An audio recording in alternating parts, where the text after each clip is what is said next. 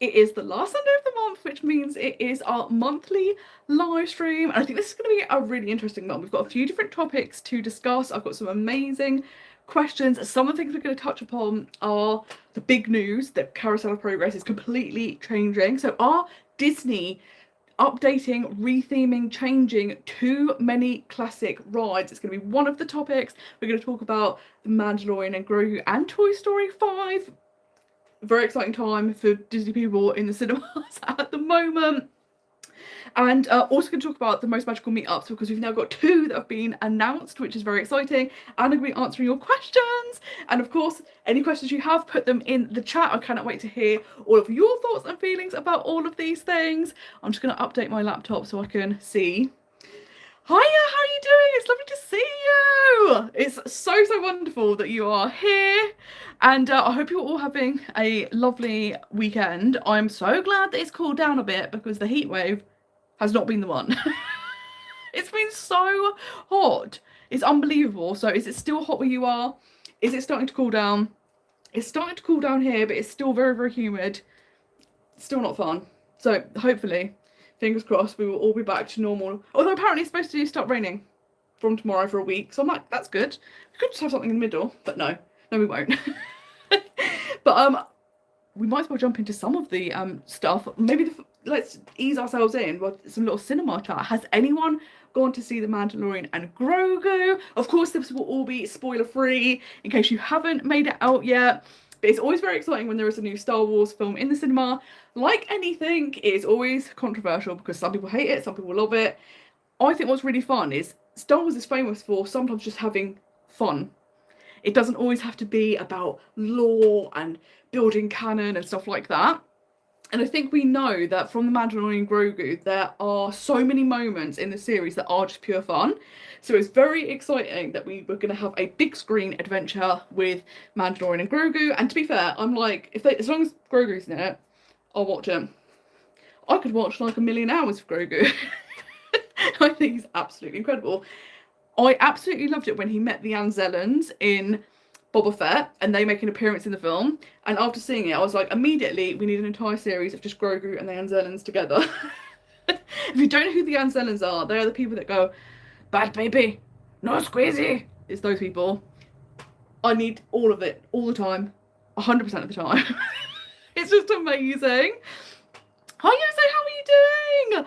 Lovely to see you. And yes, oh my god, the weather's been horrific, hasn't it? It's just absolutely terrible. Hi Stephanie, how are you?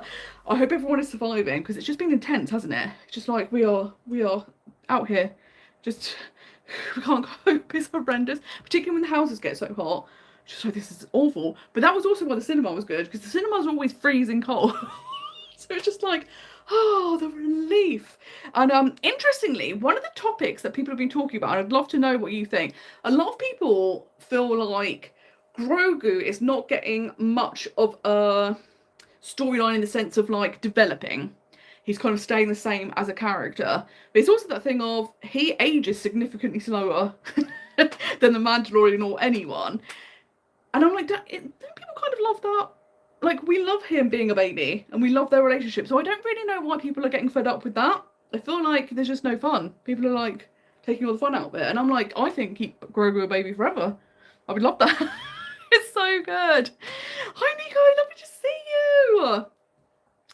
But yes, you're so right, cinemas can be so expensive, so again, that's a really good reason to wait for streaming. I'm quite lucky that I always get like vouchers for the cinema for Christmas or birthdays, and one of the people who I have my television and internet with, they do offers, so it's like 2 cinema tickets for £9 or 4 for £18, which is really good, so I can use that frequently, which is fantastic. But otherwise it can be such an expensive night out for people. It's absolutely wild, so I do not blame you for waiting for streaming.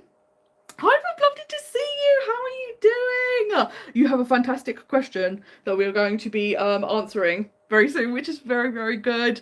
But yes, if you have seen The Mandalorian and Grogu, I would love to hear your spoiler-free thoughts about it. But yeah, as long as baby Grogu is in everything, I mean, just I think have a million spin-offs with him. Something I had to say that I really did appreciate was this film actually had the people that are the Mandalorian credited. So Pedro Pascal obviously does the voice, and if there is ever a scene with his helmet off, obviously that's him. But 95% of the time, it's not him. So the two people, so Brendan Wayne, who's actually John Wayne's grandson, which is amazing because now he's a space cowboy. Very exciting. And Lateef Crowther, who is the stunt version of the Mandalorian.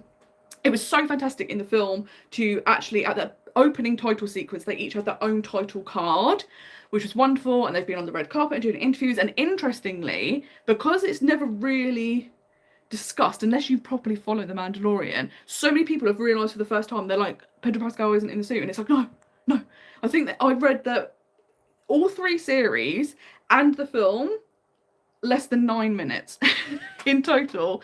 The rest of the time it is them, so it's just so nice to also see them get their credit, their dues, because it wouldn't be possible without them. They are so essential and key to the Mandalorian. So I very much enjoyed that as well. And of course, Toy Story 5, I've bought my ticket. I'm very excited. And it's one of those things, I feel like the 3 films were the perfect trilogy. I don't think we need any more. However, like, I didn't mind Toy Story 4 at all. I did love Duke Kaboom. Obsessed with Forky. Love. And I think the storyline for the new film looks really interesting, of like kids moving away from toys and moving more towards tablets. I think that's going to be really, really interesting, so I can't wait to see that. I also love that Woody has a bald spot, because obviously people who watched the originals when they were a kid are now middle-aged. So they're letting us know that they remember us, which I think is wonderful. So I'm very excited for that. However, I have to say, I was scrolling on TikTok yesterday and they had the red carpet, and I was seeing a little clip of an interview with Joan Cusack, and I was like, oh, very excited. I haven't seen her for a long time on a red carpet. Going to listen to it, and it was a kid interviewing her. Don't let kids interview people. Don't do that, because the first thing the kid said was a massive spoiler, and it's kind of ruined the film for me a bit. And I'm like, why has this been okayed to be out there? Because normally if you're invited to a press event, you have to get the footage okayed, typically. Maybe it wasn't in this case, but I was furious. So if you are on TikTok, Instagram, anywhere where there's shorts, and you see a little kid trying to interview Joan Cusack, scroll past it. Don't let this kid ruin anyone else's time watching Toy Story 5. I was absolutely livid. It's just outrageous. Nico said, I had the best cinema experience at Disneyland Paris on Boxing Day. Watched the new Avatar movie completely in French in 5D, and I speak no French. It was surprisingly easy to follow along. That's amazing. That's such an achievement to have watched it and not spoken the language but still understood it, and in 5D as well. Totally epic. What an amazing experience, and a wonderful thing to kind of be able to look back on as a memory. I love that Michaela said it's cooling down slightly, and it's amazing, isn't it? It's just like, oh, it makes such a difference. The second there's like a breeze, because there was just no air for so long, and now it's like, okay, we can survive again. Howdy, Alison. You've come in at the very right moment. And is anyone else planning to see Toy Story 5? And yeah, like I said, I love the trailer. I love that Forky is back. I'm just very excited for it. I just think it looks so cute, and I think visually it looks fantastic on a big screen. Like, animation's just amazing now, isn't it? How incredible it is. I can never get over it. I'm just like, oh, this is so very exciting. But yeah, I think it does look so much fun, and it's crazy, isn't it, that The Mandalorian and Toy Story have come out within a month of each other. So it's a big kind of summer for Disney as a brand when it comes to the cinema, which is just very, very exciting.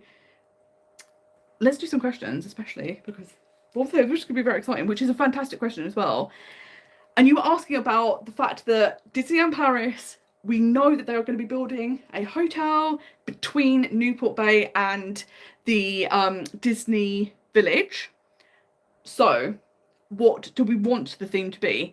So the interesting thing, we've talked about this before, but sometimes when you go to Disneyland Paris, you stay in a hotel, afterwards you get a questionnaire, and it will be about, like, I had one once where it was talking about, you can add those things as like a room surprise. So you'll get like a plush and like a few different bits and bobs. So I was being asked, like, what sort of things would you want in that box? How much would you pay for it? Stuff like that. Someone contacted me because they had one from Disney and they were looking at 2 themes for this hotel. One which was going to be Mickey and his pals and a summer theme. The other one, Stitch. Now, I was just like, no, it's not a Stitch hotel. To be fair, with how obsessed Disneyland Paris is with Stitch, it's not a surprise. But I'm just like, the horror of going back to some like monstrous blue room and him peering down at you while you're lying in the bed sounds absolutely horrendous. And I'm like, anything but that, please. But like I said, I'm surprised they haven't done that. And obviously you do have stuff like the Polynesian Village Resort in Disney World. They have Stitch because of the theme of the hotel, but it's not like really in your face Stitch per se. Whereas I feel like the one in Disneyland Paris would be really in your face. Maybe it won't be. Maybe they'll be casual about it, but someone's pushing this agenda. I don't know what Stitch has got on someone at Disneyland Paris, but he's holding over their head and he's like, I will not stop until this is Stitchneyland Paris. I'm taking it over. That's what's happening. Hi, Basil. Lovely to see you. How are you doing? Can you imagine if they have a Stitch hotel and it's just like that thing of the aim is to stay in all of the hotels at Disneyland Paris and the dread of thinking I might have to stay there. I'll just say, oh no. But I totally agree as well. There isn't a Mickey and Friends specific hotel, and I think that would be perfect because they are the icons of Disney, like, and just to have a whole theme around them and like having fun in summer. And I know some people have said, will a summer themed hotel be weird in winter, which is kind of true. And I feel like they could just do a Fab 5 hotel without a summer theme. But again, if they're having Stitch, it feels like they're very much going for some sort of summer theme. What I think is going to be interesting is the pricing, because I think it's going to be between Newport Bay and Hotel New York pricing. And I feel like the move would have been better to have done another value resort at Disneyland Paris, because when people are going, a lot of people, affordability is really key. So building another hotel that is more expensive, I'd be like, maybe let's do a more affordable hotel. But because of the location, I think it's almost inevitable it's going to be more on the pricey end. But I'm like, But like you say, yeah, Newport Bay does have like the pals in the rooms, and it's one of those things, isn't it, that it's definitely, to me, I always feel like it's a nautical themed hotel that has Disney touches rather than a like Mickey and Friends hotel that's themed nautical. It feels like it's the other way round. But in some ways, I suppose that's kind of nice because not everyone wants super highly themed Disney rooms. I do. That's what I want. I want to walk in and it'd be like Disney has just like exploded in the room and I'm like, this is the best thing ever. That's kind of why I like the value resorts at Disney World, honestly, because they have the most Disney theming, and the more expensive you pay, the less Disney it gets. And I'm like, if I just wanted to stay in a nice hotel, you'd stay in a Hilton or something. You wouldn't, like, why am I paying £800 a night to stay in a room that's not very Disney? Whereas I'm like, give me all the Disney. Which I do think is something Disneyland Paris do really well. They don't shy away from the Disney. But then again, like you say, Newport Bay, Disneyland Hotel, there's touches, but it's not like in your face, whereas I want it in the face. I want to know, I'm in a Disney hotel. This is the thing, you are so right. If they did Stitch, they could build a Polynesian themed hotel, which would be lovely. And like you said, they could also have Moana, and that would be such a nice vibe. And again, like, I think if they go with like, it's a Polynesian theme, I'd be like, okay, fine. If they go, it's a Stitch theme, I'm like, outrageous. If they just brand it differently, I'll be all about it. Nico, 100% agree. Disneyland Paris should lean into the Disney movies that are based in France. And I have said this all the time, but like, when they build new lands, I'm with you. Why is there no Beauty and the Beast land? One of the most popular Disney films of all time, set in France. Why don't you have it? Aristocats. Everyone loves cats. The internet is made for cats. Hunchback of Notre Dame, absolutely iconic. I've always said, because we know eventually they're going to have to build this third park, I hope they do lean more into all of the French IP, because they've got so much they could work with. We also know there's rumours that in Disney Adventure World, they're going to build more lands, because obviously we've got around the lake at the moment, World of Frozen, then we're going to have Lion King, but there's definitely space for like 3, 4, 5 more lands. When we say lands, we're using that very loosely. One ride, one shop, potentially one place to eat. But again, like, why aren't we incorporating them. That would be pretty fun. But yeah, you're so right. If it's summer themed, and they go, why don't we have Mickey and Stitch? And we're like, no, we're not having him. Stop talking about him. It's kind of like, you know, if you think don't talk about him, he'll just go away. I don't think it's going to happen. And it was interesting actually, because I saw a vlog recently of someone I watch that does vlogs in the US, not necessarily theme parks, but also lots of other different types of attractions and travel. But they came over to Europe for the first time, so they were in the UK, did a lot of travelling around, went to Blackpool Pleasure Beach, very exciting, Alton Towers, all of the things, then went to Disneyland Paris. And their first thing was, there's so much Stitch merchandise. And I was like, I'm so glad that other people notice this. Because it's like, we all feel like it's a lot, but people who have never been before and are used to the US Disney parks, for them to go, oh yeah, this is a lot. I'm like, good. I'm glad we all notice. Because it is absolutely nuts. This is really interesting. Looking at the Disneyland Paris hotels, they're all based on American themes like New England, Western, Southwestern, Victorian, City, National Parks. So it'll probably stay in an American style. And that's so true, isn't it? Actually, when you do think of it like that, it's very much the same. And what's interesting is they've also sometimes had the same designers. So the person that designed Wilderness Lodge also did Sequoia Lodge, which is why they're so similar. And I think it's amazing because Wilderness Lodge is one of my dream Disney World resorts. I've always wanted to stay there. However, you definitely get that feel at Sequoia Lodge, and it's so much more affordable. I think Sequoia Lodge is the hidden gem hotel at Disneyland Paris, and particularly once they've had the renovation as well, because one of the reasons they say that the Marvel Hotel is so expensive is because of its proximity to Disney Village. It's like a 90-second extra walk to get to Sequoia Lodge. It's closer than Newport Bay, and I'm like, this is amazing pool, like just a beautiful theme. So yeah, I think it's such a hidden gem, and yeah, it would make sense, isn't it? They don't have kind of a Polynesian style resort, so that could absolutely, because like you said, there's a lot of similarities because the Grand Floridian and the Disneyland Hotel are very similar. So that would be amazing if they did that.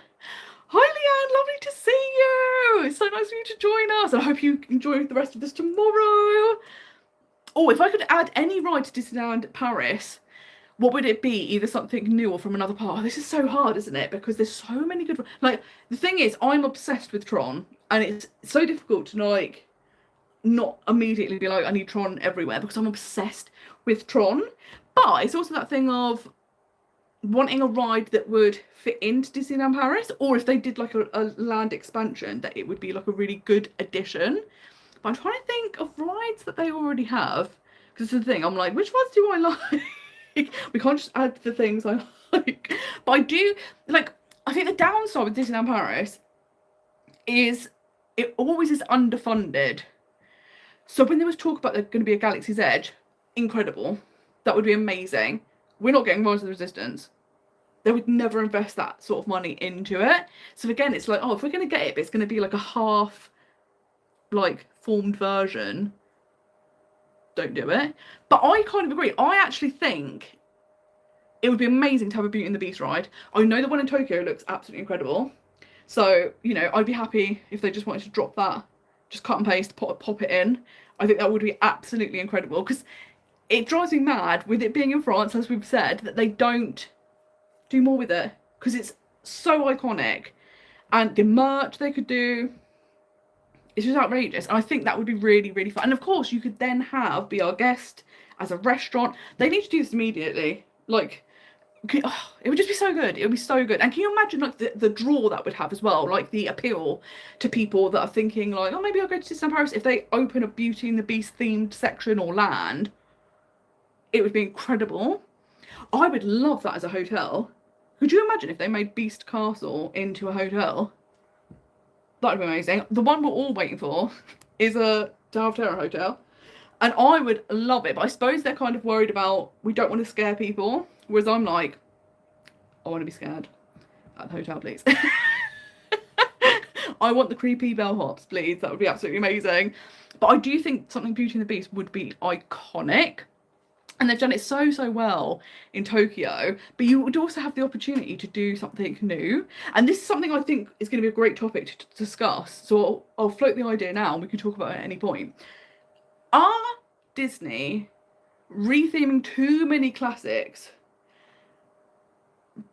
particularly because I think it's down to budgeting, because obviously the pandemic had a huge impact on Disney as a company because all of the parks were shut, you couldn't make films, like every aspect of their business essentially was shut down, lost hundreds of billions of dollars.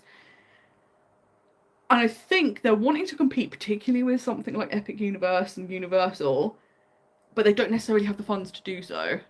So they're like, how do we do things that are new but affordable for us? And I think that's why, so Disneyland Paris, with the expansion, everything's kind of copy and pasted.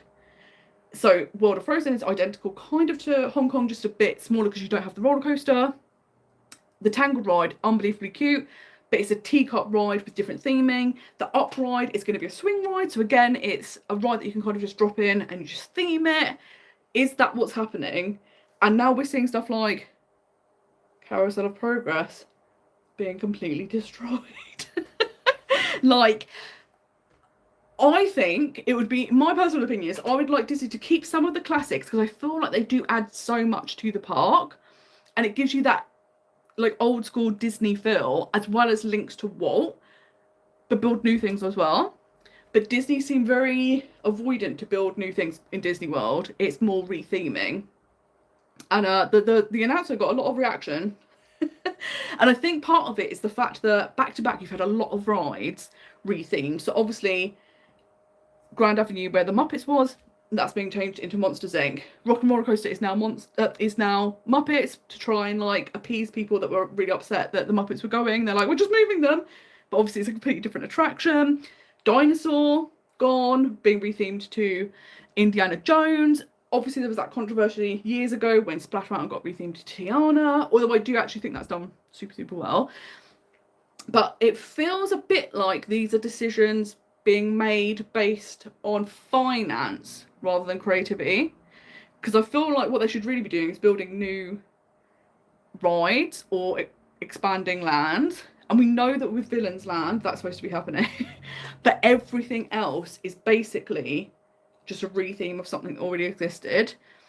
And is it changing the landscape of Disney World too much if we get rid of lots of the classics? Or are you someone that's like, yeah, I don't want to see older rides, I want everything to be new, so I'm quite happy with it? Because some people are really excited and they're just like, brilliant, and other people are like, don't stop messing with things. stop it, you've done enough now. So I'd love to know what people think, because yeah, it's a very interesting time. This is such a good point. Basil says, with the summers getting hotter, will they ever add a water park? But you know, they will theme it to Stitch.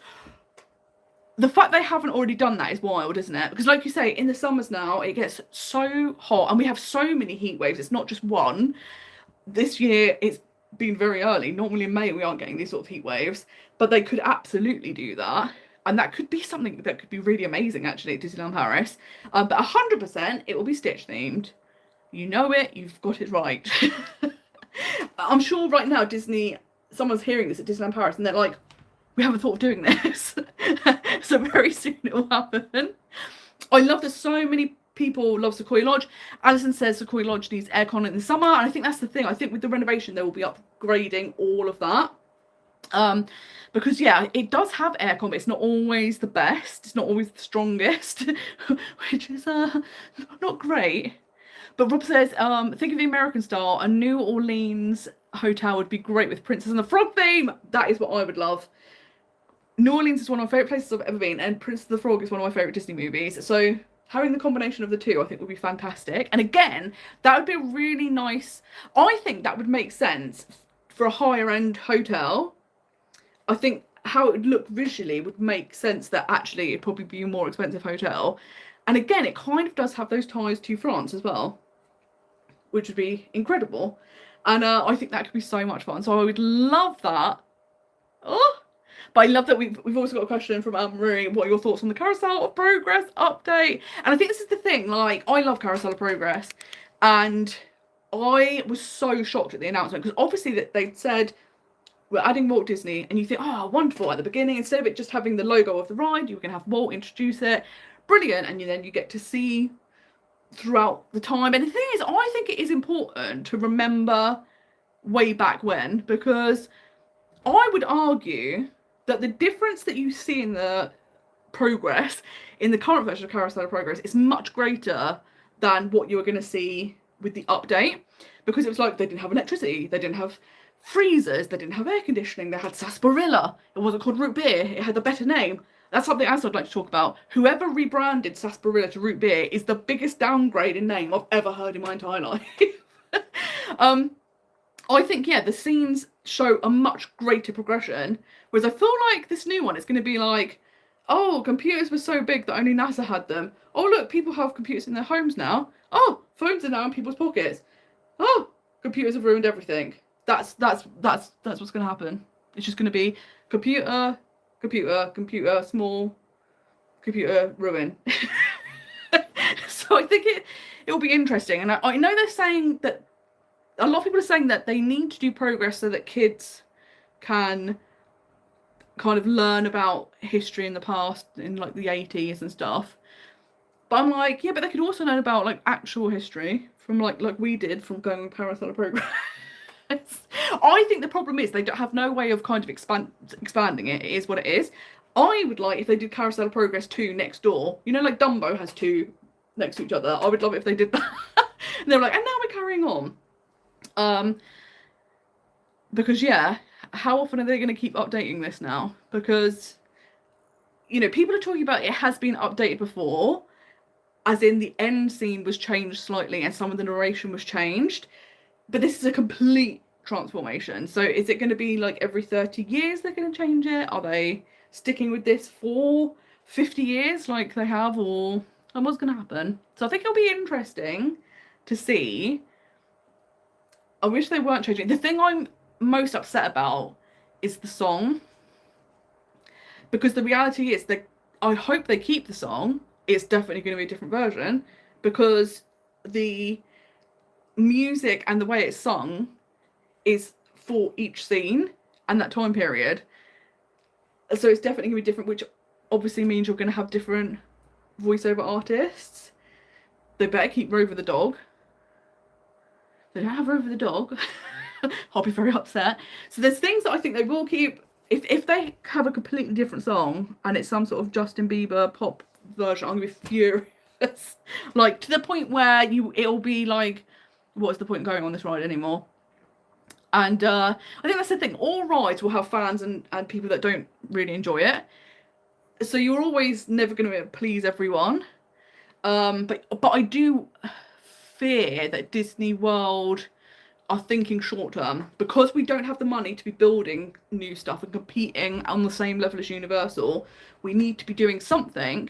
So the easiest way to do that is just retheme older rides. But then if you start losing the heritage of the park, and part of the charm of Disney is the fact that there is some of that oldie worldy stuff of having carousels and stuff like that. And I think if you go, right, we'll get rid of loads of that, you do lose some of it. And that's kind of something that helps Disney stand out compared to Universal, for example. Universal's always been very more cutting edge. So when they get rid of an older ride and change it to Fast and the Furious 47, nobody blinks an eye, because that's they're used to it. But Disney, I'm like, are they kind of changing the landscape too much in the parks? And I feel like you're losing that connection to Walt Disney. And I think you need to do everything with Walt Disney in mind.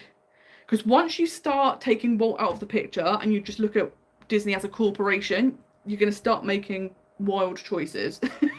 So if we could all just slow down a bit and think about things, I think that would be amazing. So I'd love to know your thoughts. Are you excited for it? I've had loads of people be like, well, it's called Carousel of Progress, so it should progress, shouldn't it? And I'm like, sure. But people are still allowed to be upset. But that's the thing. Like, Disney will do what they're going to do anyway. It doesn't really matter what people think or feel. The only thing I would say that I haven't enjoyed about this is it's been very, just like everything these days, divisive. People can't just accept people have a different experience of things and a different point of view. So it's been so aggressive. If you say like, oh, I'm sad that they're changing it, people are like, well, it's not going to stay in the past, is it? You're the wrong type of Disney adult. You're the ones that give everyone a bad name. And you're like, okay, sure. And it's been wild. I'm like, I think we should all calm down. It's fine. It's gonna be amazing. Yes, oh Leanne, the heat has been horrendous, isn't it? And it's so draining. So yes, absolutely. Go and have a lovely rest and it'll be wonderful when you get to catch up with the live stream. Amazing. You're saying that Disney did have some concept art back in the day of a New Orleans theme, which would be incredible. Like, I would love that. And obviously we do have that in Disney World. So again, you would have that reflection that we see a lot between the resorts. So that would be really, really cool. Oh, this would be fun. I would love to have a Rapunzel ride, kind of like a more thrilling version of Ratatouille. That could be super, super fun. That would be amazing. Something that I've always thought, I don't know why they haven't done this anywhere, is how they haven't done a pull the lever Kronk roller coaster. Like, that would be iconic. That is made for it to happen. Like, that would be so good. So yeah, I would absolutely love that. That is something I would very much enjoy if they could like incorporate that somehow. This is a very good point that Basil makes. What's interesting is most people's favourite park rides are things like Pirates, Haunted Mansion, Phantom Manor, Big Thunder, which aren't IP related. And I'm 100% with you, because that's the other thing I worry about. Something Disney used to do so well was have Imagineers actually allowed to be imaginative and create things. And so many of everyone's favourite rides are those ones. They're not ones that are based on films. And when you start like getting rid of a lot of that, again, I don't want a park that's full of like IP. Particularly if you're just going to focus on new IP as well, which is again what most of the moves are, because it's like, oh, we don't want to use films that came out 30 years ago, we want something more modern. But it's like, like, but how memorable are those films? And like, I know it's controversial and we've talked about it before, but some of the films that have been successful in the past 15 years, I think have been more successful than they would have been if we were in another golden era of Disney films. That's my controversial take. I think films like Encanto wouldn't have got such a good reception if everything that was being put out was super, super amazing. But because there's been a lot of films that have been like, nah, Harry Potter and Encanto is so refreshing. The songs are amazing, relatable characters, so it becomes super popular. But I don't think it would have been as popular if it was in a different time period. So do we want to start making things based on things that were only popular because nothing else was that good? And I think that's a dangerous route to go down. And that's something I think like Universal do a bit. So like Fast and the Furious, do people really like Fast and the Furious that much? And you know, that ride famously has got such bad reviews. And then like Secret Life of Pets, cute film, but it's not like, I don't think in 20 years time kids are going to be like watching it and can't wait to watch it because they've heard so much about it. So I think it's a fine line to tread, but I think you're 100% right. I think Imagineers also need to be allowed to be imaginative again, because the Imagineering department has been stripped back so much that there's and I feel like they're also really not allowed to use their imagination that much. That's also one of the reasons why Epic Universe has been so successful, because when Disney fired everyone in the pandemic, Universal hired all those Imagineers, and they were the ones that built Epic Universe. So that's why it's the level of immersion that you have at Disney. So I think it's all very interesting. And it's like, I think Disney are trying to scramble to compete, but it's almost like not thinking it through long term about if you get rid of everything that makes the park what the park is, what will happen, instead of bringing new things. So you've got the new and the old side by side. So I'm like, it's interesting. So Jose says you're looking forward to Carousel of Progress, especially Walt himself moving in. And yes, I think the thing with that was everyone was so excited when they announced Walt was going to be in there. Although, of course, there is always that controversy, because the Disney founding themselves has always said Walt did not want to be kind of made into an animatronic. But it does make natural sense that someone who is kind of a pioneer in animatronics, having him kind of be back in the park, I think it is such a good fit. So I think that will be amazing. That will be such a standout part. But yeah, I'm interested to see what they do with it. And I'm sure it'll be good. But it's just like, oh, I feel sad. And the thing I think that's so sad is the thing they keep doing where they announce something is shutting and it's shutting within a few weeks or a few months. So it's that thing of having gone on Carousel of Progress for the final time without knowing it was your final time, because you had no idea they were going to change everything. And I think that's really sad. Rachel makes such a good point. More wheelchair accessible rides would be wonderful. There are very few wheelchair accessible rides for those who cannot transfer. And I think that's so important, isn't it? And particularly in this day and age, it's wild to not be doing things with that as a key point in mind. So that would be wonderful, because especially somewhere like Disneyland Paris, there's very, very few rides that if you can't transfer that you can actually go on. It's kind of shocking, actually. So I think that would be wonderful to have more rides for everyone to enjoy. I think that's so important, particularly in this day and age. Like, it's so necessary. Abby says, I was just watching one of your solo trip playlists and then saw you live. What a great day. Oh, that's so lovely, Abby. Lovely for you to join us. And yes, it's so much fun getting to chat to everyone in real time. It's always one of my favourite times of the month is getting to do the live stream. So thank you for joining us. Aristocrats theming would be cool. I'm 100% with you. Like, I'd be obsessed if you had that. And I'm surprised they haven't done more, because obviously Marie is really popular. But I think just, you know, everyone loves cats in general. The song lets us know everyone wants to be a cat. And I'm like, yes, do it immediately. It'll be amazing. And it's also that thing, I think it'll bring variety, because I think that one of the issues Disneyland Paris have is the princesses are really popular. But it's now like we've got 3 princess character dining restaurants. Could we do a different theme at some point? Don't do Stitch, but something else. So like that could be really fun. It'll be amazing. Yes, you're so right, Anne-Marie. There's not really that much difference between 95 to 99. And I think that's the thing, like technology moves quickly, but it is essentially just like, oh, computers get smaller, they're in your pocket. Like, it's not like our lives have transformed, because when you actually this kind of really got me thinking about what was nice about Carousel of Progress is actually it was huge, the difference between those different time periods of how much their lives changed completely. So yeah, I think that's going to be really interesting, because it's just like and the last scene where they're like, apparently it's set in the future and we're living on a different planet, and I'm like, that might be a step too far. I don't know if we're going to start living on different planets. I personally believe we shouldn't. I feel like we should try and save Earth. And if all the billionaires that are determined to make us live on Mars could actually invest their money into like helping people on Earth and like stop ruining Earth so they can make more money, that would be amazing. We can't just ruin this one and then go, right, we'll go to Mars, ruin that as well. I'm like, we're not moving, we're not going, it's not happening.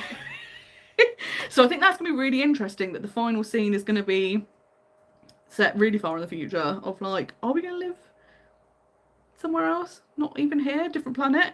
And I'm like, yeah, that'll be interesting to see. I think it'll be interesting because they're kind of also theming them around, like obviously the first scene is going to be for the moon landing. There's going to be one that's themed around Halloween. I think there's one that's themed around New Year. So it'll be interesting, they kind of are theming them to certain things. But yeah, I'm like, well. But yes, so I think Carousel of Progress is shutting in July, so it's not that far away. And it's interesting that they're shutting it just as it gets to like peak summer season as well. They're like, you're not even going to have this summer to go on it. Forget about it. And they're saying it's going to reopen in 2027. We don't have a time frame for that. And I would imagine because they're completely redoing it, it would take a while, because obviously you've got to build all new animatronics, completely new scenes. Maybe they don't change the animatronics. Maybe they literally will just redress them. I have no idea.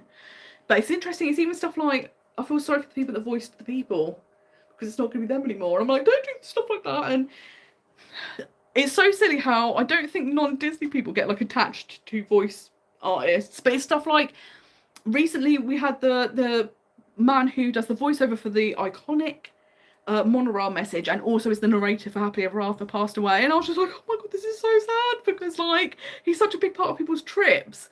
And yeah, so I'm like, please don't change everything, because it's too much to handle all at once. Like, we're just getting used to Dinosaur and Muppets and everything going, and now you're throwing this out, and I'm like, don't, because honestly I think there's other rides that are on the chopping block. There's definitely things they could go, that could probably change. I mean, arguably stuff like Space Mountain needs doing up, like that needs to be retracked ASAP. But if they then start doing stuff like we're changing Space Mountain completely or stuff like that, I mean, I think people will really go wild. Can you imagine? Oh, Marie, you've literally said the exact same thing. I'm so sorry because I'm behind on the comments, but you actually make the point of you're losing the voices of people, which is, that's another really sad thing. And I'm like, please don't do that. But yeah, you're so right, Alison. If they change the song or they get rid of the song, I'm boycotting it. And this is the thing, I genuinely think if they get rid of the song, it's one of those things, it'll be like a one and done, and you're just like, okay, cool, I've seen the update, I don't need to go on that again. And there's always that worry, isn't there, that, like, I mean, arguably, my controversial take is, if you want to update something there's a show, do Hall of Presidents. And I know that the reason they keep it is because Walt Disney was a patriot and he wanted to show American history, but that's something that very few people kind of go in, and in the modern day, politics is so divisive. Should we not retheme that? Or, like, do you know what I would love? Oh my god, if you were lucky enough to go to Disney World in the times where they used to have the Muppets doing American history outside Hall of Presidents, it was iconic. Bring the Muppets back, take the presidents out, swap them with Muppets. Tell American history with Muppets. I would be obsessed with that. That's an update I could get behind. So it's interesting how some things they're keeping because of the heritage, and then other things that I think they should keep for heritage, they're like, we can get rid of that. And I'm like, no, don't do that. But yes, you're also right. If Uncle Albert goes, this is the thing, there's characters everyone loves. It's like, don't be messing about with this too much. And yeah, Rob, you're so right. Universal coming to the UK is great news for us fans. Disney's got to keep up building new things. And I think this is the thing, isn't it? Universal have really put pressure on Disney, because they're talking about, at the moment, this is Disney, like Universal's golden era, because Disney had like a 10-year period under Michael Eisner where everything they touched on to gold. There was rapid expansion. You had the second renaissance of the films. Amazing. And they're like, this is what's happening with Universal at the moment, with the success of Epic Universe coming to the UK. They're also doing like a family-friendly theme park in Texas. Like, there's all of these things going on. The downside is, because it costs so much, you can crash and burn, so that it will last for like 10 or so years, and then you don't have time or money to invest in future things. But it's almost like Disney, instead of playing the long game and going, right, at the moment, Universal are taking the lead, so let them kind of do that, and we can work quietly in the background, saving money towards building new things. Because I don't know if you can compete. I don't think it's the same, like going Epic Universe is a brand new theme park versus Monsters Inc. land, which arguably will be wonderful, but it's just the retheming of an old land. It's not the same. And the same with Disneyland Paris. Like, the expansion, like, World of Frozen is beautiful, and I loved it. However, it is that thing of, like, around the lake, there's a lot of empty space. So, like, the expansion is, like, 90% water.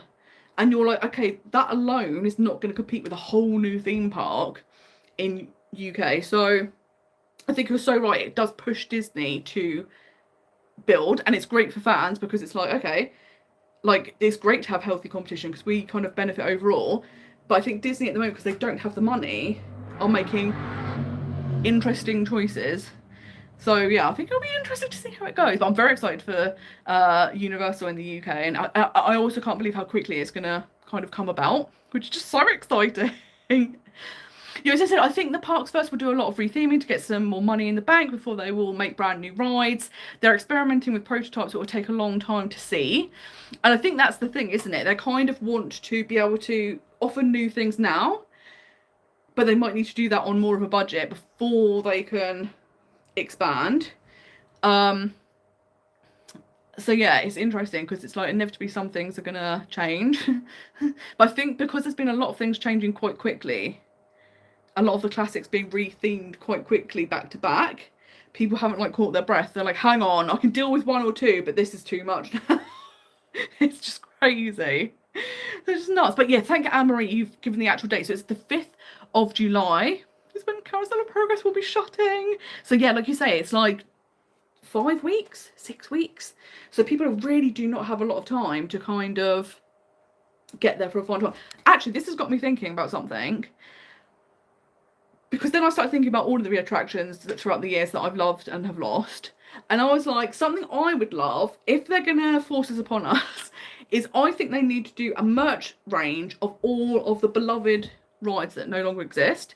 So like Carousel of Progress, current like day merch before it changes. People would love to see Splash Mountain merch again. I would love to see more Captain EO merch. Alien Encounter, absolutely loved them. You had like obviously 20,000 Leagues Under the Sea was really, really fun.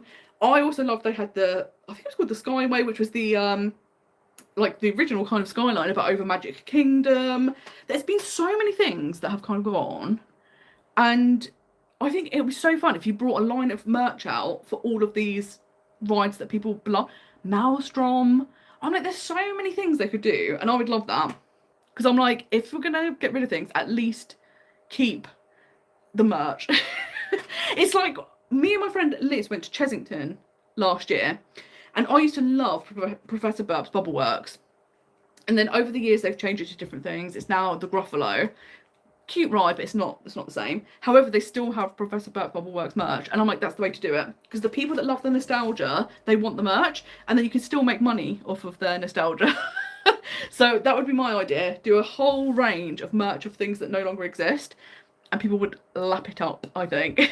I think people would love it. But Jose, you're also right. Encanto is a great movie, but it's a few years old now. I think they waited the right amount of time to build a ride around it. I would also like to see a Coco ride. And this is the thing, like, I love Coco. I love it a lot. They are going to do a Coco ride in Disneyland in California, which is exciting. But I totally agree. I feel like a Coco ride in any park would do really well, because that is one of the films that did feel like a kind of standout, and still to this day people like it and like talking about it. And yes, I think that'll be good. It's going to be interesting because I feel like the one in California is going to be a water ride, and the boat is I don't know what the boat. I was going to say it's going to be a door. What's going to be a door? It's not going to be a door, but I'm sure it's going to be a water ride. But yeah, also they're making a Coco 2, and I'm like, do we need a Coco 2? I feel like that was a film that was perfectly encapsulated. I don't think we need more. But it's like this is Toy Story argument, isn't it? The trilogy was perfect. And but that being said, I don't think having extra films necessarily takes away from the trilogy, because I feel like if you love the trilogy, you don't necessarily have to watch the other films. But if you still love the story and the characters of Toy Story, you can still get enjoyment out of the other films. So maybe it will be amazing. Love this. I'm so far behind, aren't I? Nico said Disney California is getting a Coco boat ride, so if it's popular, they'll bring it to other parks possibly, which would be amazing. That would be so, so good. Bless everyone. Yeah, moving a house is horrendous, isn't it? And it's that thing of everyone knows it's stressful, but it's not until you're in the middle of it, you're like, oh, no, this is really stressful. And then it's one of those weird things in life that when you move into a new house, after like so many years, you go, yeah, I think it was stressful, but we dealt with it, it was fine. And then you move and you're like, oh, no, this was awful. This was not a good decision.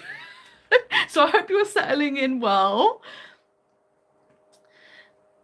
Yes, so the Space Mountain at the other parks are so different to Disneyland Paris. It seems like a much less extreme ride. And yes, I think this is something that is great about the one in Paris. It's definitely the most thrilling version. I think the launch is absolutely incredible. So yeah, the ones in the other parks are not as extreme, but they're much older. And I feel like sometimes, like the one in Disney World, for example, that is a rough ride now, because it really does need to be retracked, because it's really old. So yeah, it'd be amazing if they did that just so that it was a more comfortable experience for people, I think. But again, that's an iconic building. If they do anything to that building, what are we doing? It's just nuts. And I think this is the thing, because some people are arguing Tomorrowland should be about the future, so everything should be modernised. And if you've now got Tron there, then everything in the land needs to change. But I kind of love that it's that, like, Jetsons, like, retro, modern feel. I love it like that. So I wouldn't want it to be actually really modern. It's like the one in Disneyland Paris, Discoveryland. Love the Jules Verne, like, steampunk version. I think it's beautiful. I wouldn't want them to change it. I'm like, please keep that forever. It's just so lovely.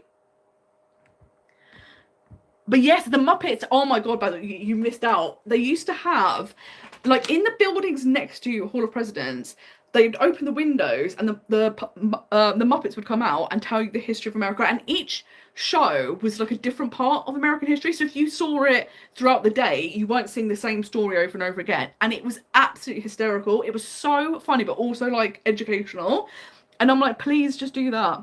It was so good. Yeah, Alison, you loved it as well. It was so funny. So I'm just like, this is going to be incredible. Oh, this is going to be really interesting. Like you say, we've had a new president at Disneyland Paris, which is exciting. So, like you say, at D23, will there be some big announcements? I'm hoping that we'll get an update about Lion King Land, possibly like a opening time frame. But I would love it if they actually like officially announce that they're going to build a few more lands around the lake, because it feels very much like there's space to do it. It feels like that's what the intention is. So I think that would be amazing. And obviously this year's D23 is one of the big ones, because you have a big one where they have loads and loads and loads of announcements, and then the following year you have a smaller one where it's more like film updates and a few park updates. But it's a big one this year, so I can't wait to see what they're going to announce, because I'm sure there'll be some like updates that we're not expecting, because obviously the last one there was so many, like nobody knew anything about Villains Land or Monsters Inc. or any of these things. It was like a huge like slew of news. So yeah, it's always very exciting. I'd love to go to a D23 one day. I think that would be wonderful. I feel like they're very intense, like they're long days, they're busy, like there's a lot of queuing to get into like the panels, but I think it would be so fun to be there like when they're announcing everything. It'd be so cool. Yoda, you loved the Muppet Show as well. Great moments in American history, but just the American. No, great moments in history, but just the American parts. And yeah, it was so good, wasn't it? It was just so brilliantly done. I honestly think the Muppets doing anything is brilliant. That is something I have to say. I've already like seeing the merch for Rock and Roller Coaster starring the Muppets. I've already seen like 4 t-shirts I want to get. I think the merch is amazing, and it's one of those things like I can't go on Rock and Roller Coaster anymore because it makes me really ill.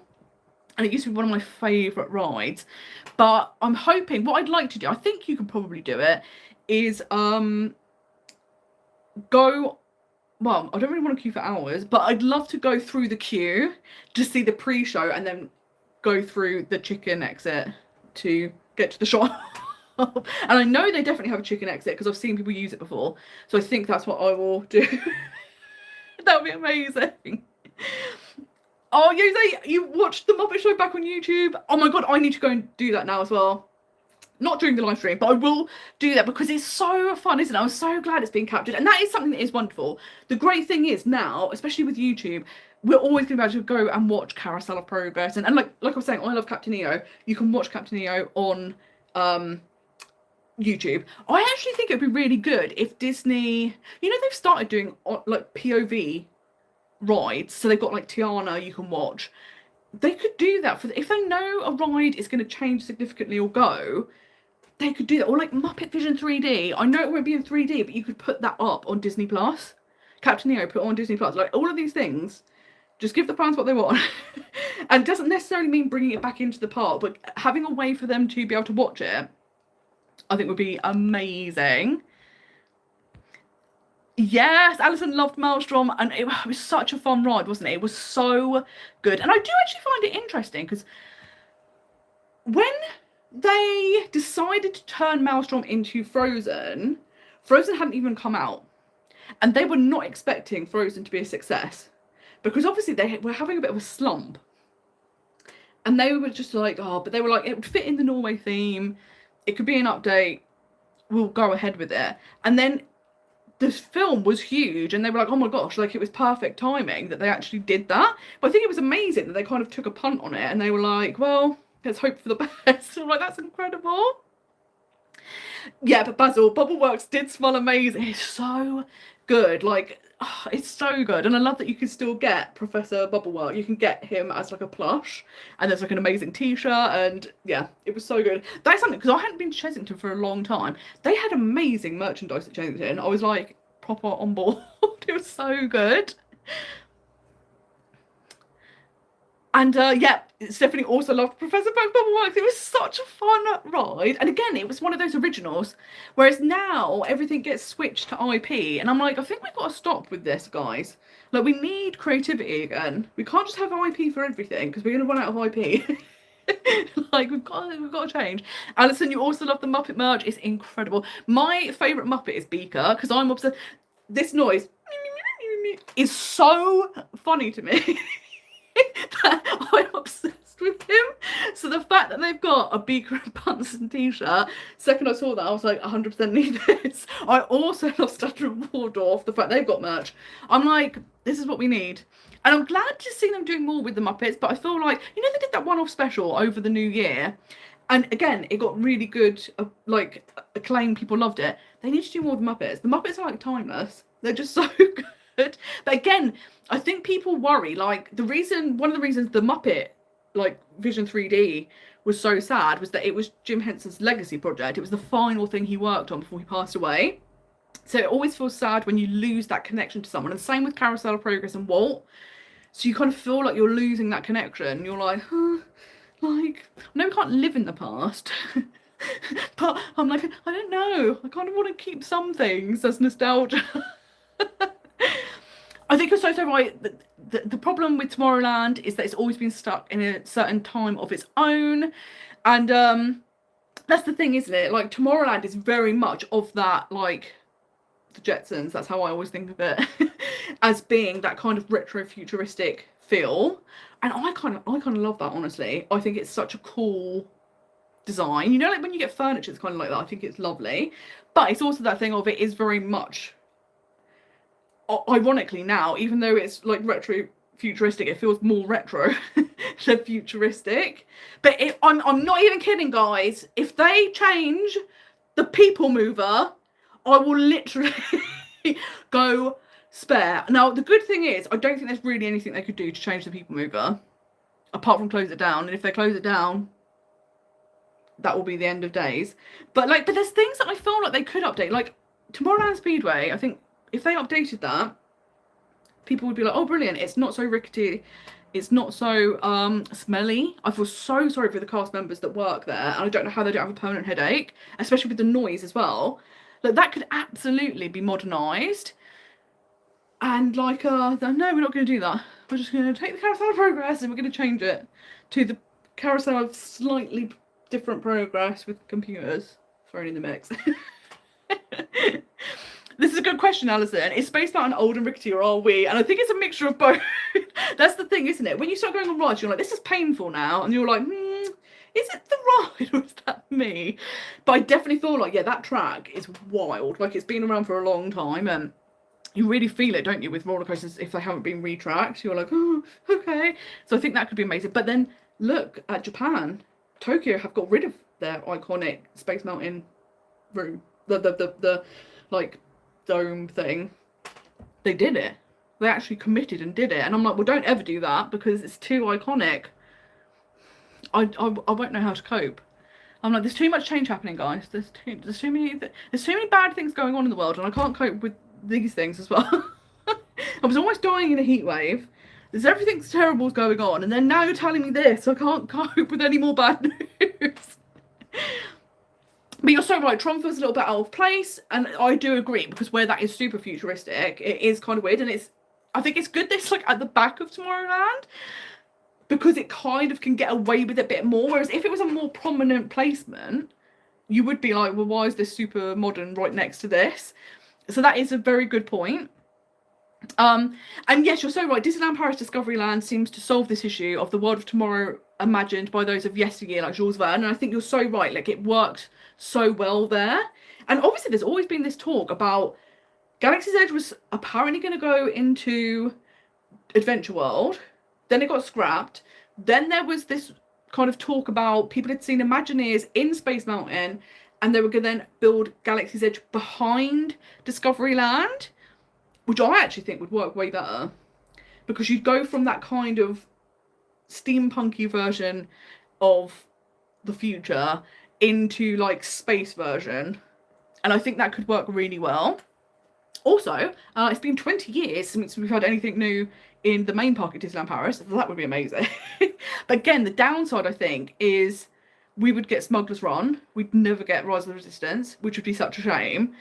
And then you don't want there to be too many. Like, I feel like if you've got Star Tours and Smuggler's Run, and they're the only two Star Wars rides, they're too similar. But I'd be all for having a brand new ride. I think we could just do something new. But I don't know if they'll take that leap just yet. And I would also like to say I'd love a Star Wars hotel. And I know they had a Star Wars hotel and it massively failed. But I think the problem was the concept for the hotel was incredible. But really it was only for die-hard fans or people that LARP or cosplay. And the people that had the money to go to the hotel didn't want to LARP or cosplay. I think that's the thing. And like, do you know what's interesting? As a Disney person, I'd never thought about this, but when I was talking to non-Disney people about it, I was saying, oh yeah, so it's like a galactic cruise. You go to this hotel, you stay there for 3 days. It has a storyline. And they were like, well, wait a minute. If I'm going to Disney World, why am I not going to the parks? And I was like, yeah, that's a good point, actually. I'd never thought of that. And maybe that's something Disney didn't consider as well, that like die-hard fans would love that and they would add it as part of their trip. But people that are going to Disney as casual visitors would not want to stay inside for 3 days pretending they were in Star Wars, whereas I think that looked amazing. But I think they could do a Star Wars themed hotel like the Art of Marvel, where you don't have that kind of acting element, but it's still Star Wars themed. I think they could absolutely do that. I love that Yosei is now fully on board and with all of the history. Miss Piggy as Georgette Washington. And that's the thing, isn't it? It was genius. It was literally genius. It was so good. And Alison, you're so right. I'm surprised that Disney Plus have not done a series on old rides. It makes no sense. They're just about to come out with a new series of Behind the Attraction. Wouldn't it be amazing if the 4th series was iconic attractions that don't exist anymore? I think that would be wonderful. It would be so cool to hear the history of them and any like old footage they have of them like creating it and stuff like that. I think that would be amazing. Oh, this is amazing. Yosei said Discoveryland fits better in the parks than Tomorrowland. And if they develop Discoveryland, it's still Discoveryland. But for Tomorrowland, they have to change the whole land because stuff like Tron doesn't fit. And that is true, isn't it? It is so stylized to a certain time period that when you do modernise anything, it doesn't fit. Whereas, like you say, Discoveryland, that it absolutely works much, much better. So yeah, like you say, that's it absolutely does make sense when they can kind of. It's really clever, isn't it, to have a theme for a land that can evolve and it will always stay genuine and never date. Like, that is really, really clever. It's stuff like, I would say Fantasyland's kind of like that in the sense that, although it is very much of a time era, but it feels like fantasy because of that and iconic old fairy tales. So it kind of works. But you do have to have the classic stories in that land. You couldn't have Princess and the Frog in Fantasyland per se, or Coco or Encanto, stuff like that, right?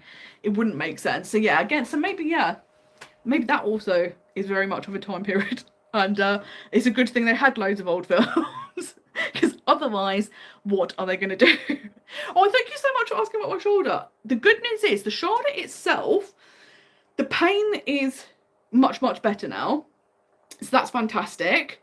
I'm still having problems with my like forearm. And like when I move my arm in certain ways, you get a really weird sensation. But luckily in June, I'm going to be seeing a spinal specialist. So finally, I've got a referral. So they will then do an assessment and see if it's worth doing scans, which I'm hoping they do a scan just so you know what's going on. Because I kind of feel like the whole time they're just going, well, the symptoms seem like it's to do with this. And I'm like, but unless you physically see what's going on inside, you will never know. So I don't know why we haven't done that already. It feels a really like backwards way of doing things. But yeah, that's the thing that's concerning, is like it's like a very weird sensation, and then like I still have like a weird sensation in my neck as well. So it could just be it's all related to the nerves, but it doesn't feel like nerve. Like the nerve pain was a very distinct thing, and these feel very different. So I'm like, okay, if we could just sort that out, that would be amazing. And yeah, hopefully we'll finally get some answers, which would be good. I'm going to also answer some of the questions, because we had some really, really good questions. So I'm obsessed, because anytime I get a question and the profile is Pepper the British short hair cat, I'm obsessed, because I know that Pepper's human is asking the question, but I always feel like Pepper the cat is asking me the question. I love it. I'm like, yes, cats like me, they're asking me questions. But this is a great question. Heat wave in the UK versus the heat in Florida. And this is such a good point. And I, maybe naively, put out a little TikTok video saying I actually find it easier to deal with the heat in Florida than UK heat waves. And I think it's because obviously in Florida they design everything to deal with the heat. So when you are outside, it is very, very hot, very, very humid. There's no escaping it. You have to just try and find ways to deal with it, like having a fan, the cooling towels. But the good news is, whenever you're indoors, you have beautiful, beautiful, beautiful aircon. The buildings aren't insulated within an inch of their life. And you know, stuff like, I'm going to be able to sleep at night because the room's not going to be like hotter than the sun. Things like that. So I find it much easier to cope in Florida. UK heat waves almost kill me, because I also can't regulate my body temperature. So when I get hot, no matter what I do, it doesn't cool me down. So I just internally get hotter and hotter and hotter. So the last couple of days with the heat wave, I've been feeling really unwell. Whereas in Florida, I always find ways to kind of, I'm never ever kind of feel unwell because of that, because you've got the air conditioning, I drink the electrolytes, you've always got things where you can cope. Whereas in the UK, I think the problem is, like, my house ends up being hotter than the outside by a significant amount. And then when you're in your bedroom at night and you're like, it's the surface of the sun, it's just horrendous. So I always say to people, if you can deal with a UK heat wave, you'll be fine in Florida, because yes, when you are outside, it's going to be really hot and humid. And you're going to walk around saying it's hot, it's hot, it's hot. Me and Alison will know this, because when we were in Animal Kingdom, it was really hot. And I think every 30 seconds I was like, it's really hot, isn't it? However, once you get inside, you're like, oh, and like a lot of the queues of rides are inside. You can go see shows that are air conditioned. So there's always ways to kind of get out of that heat. Going for food in the restaurants, lovely. The UK is just horrendous. Although, interestingly, you wouldn't think that's a controversial thing to say, like, a heat wave in the UK is more difficult to deal with because our houses aren't built for it, or public transport or anything is built to cope with it.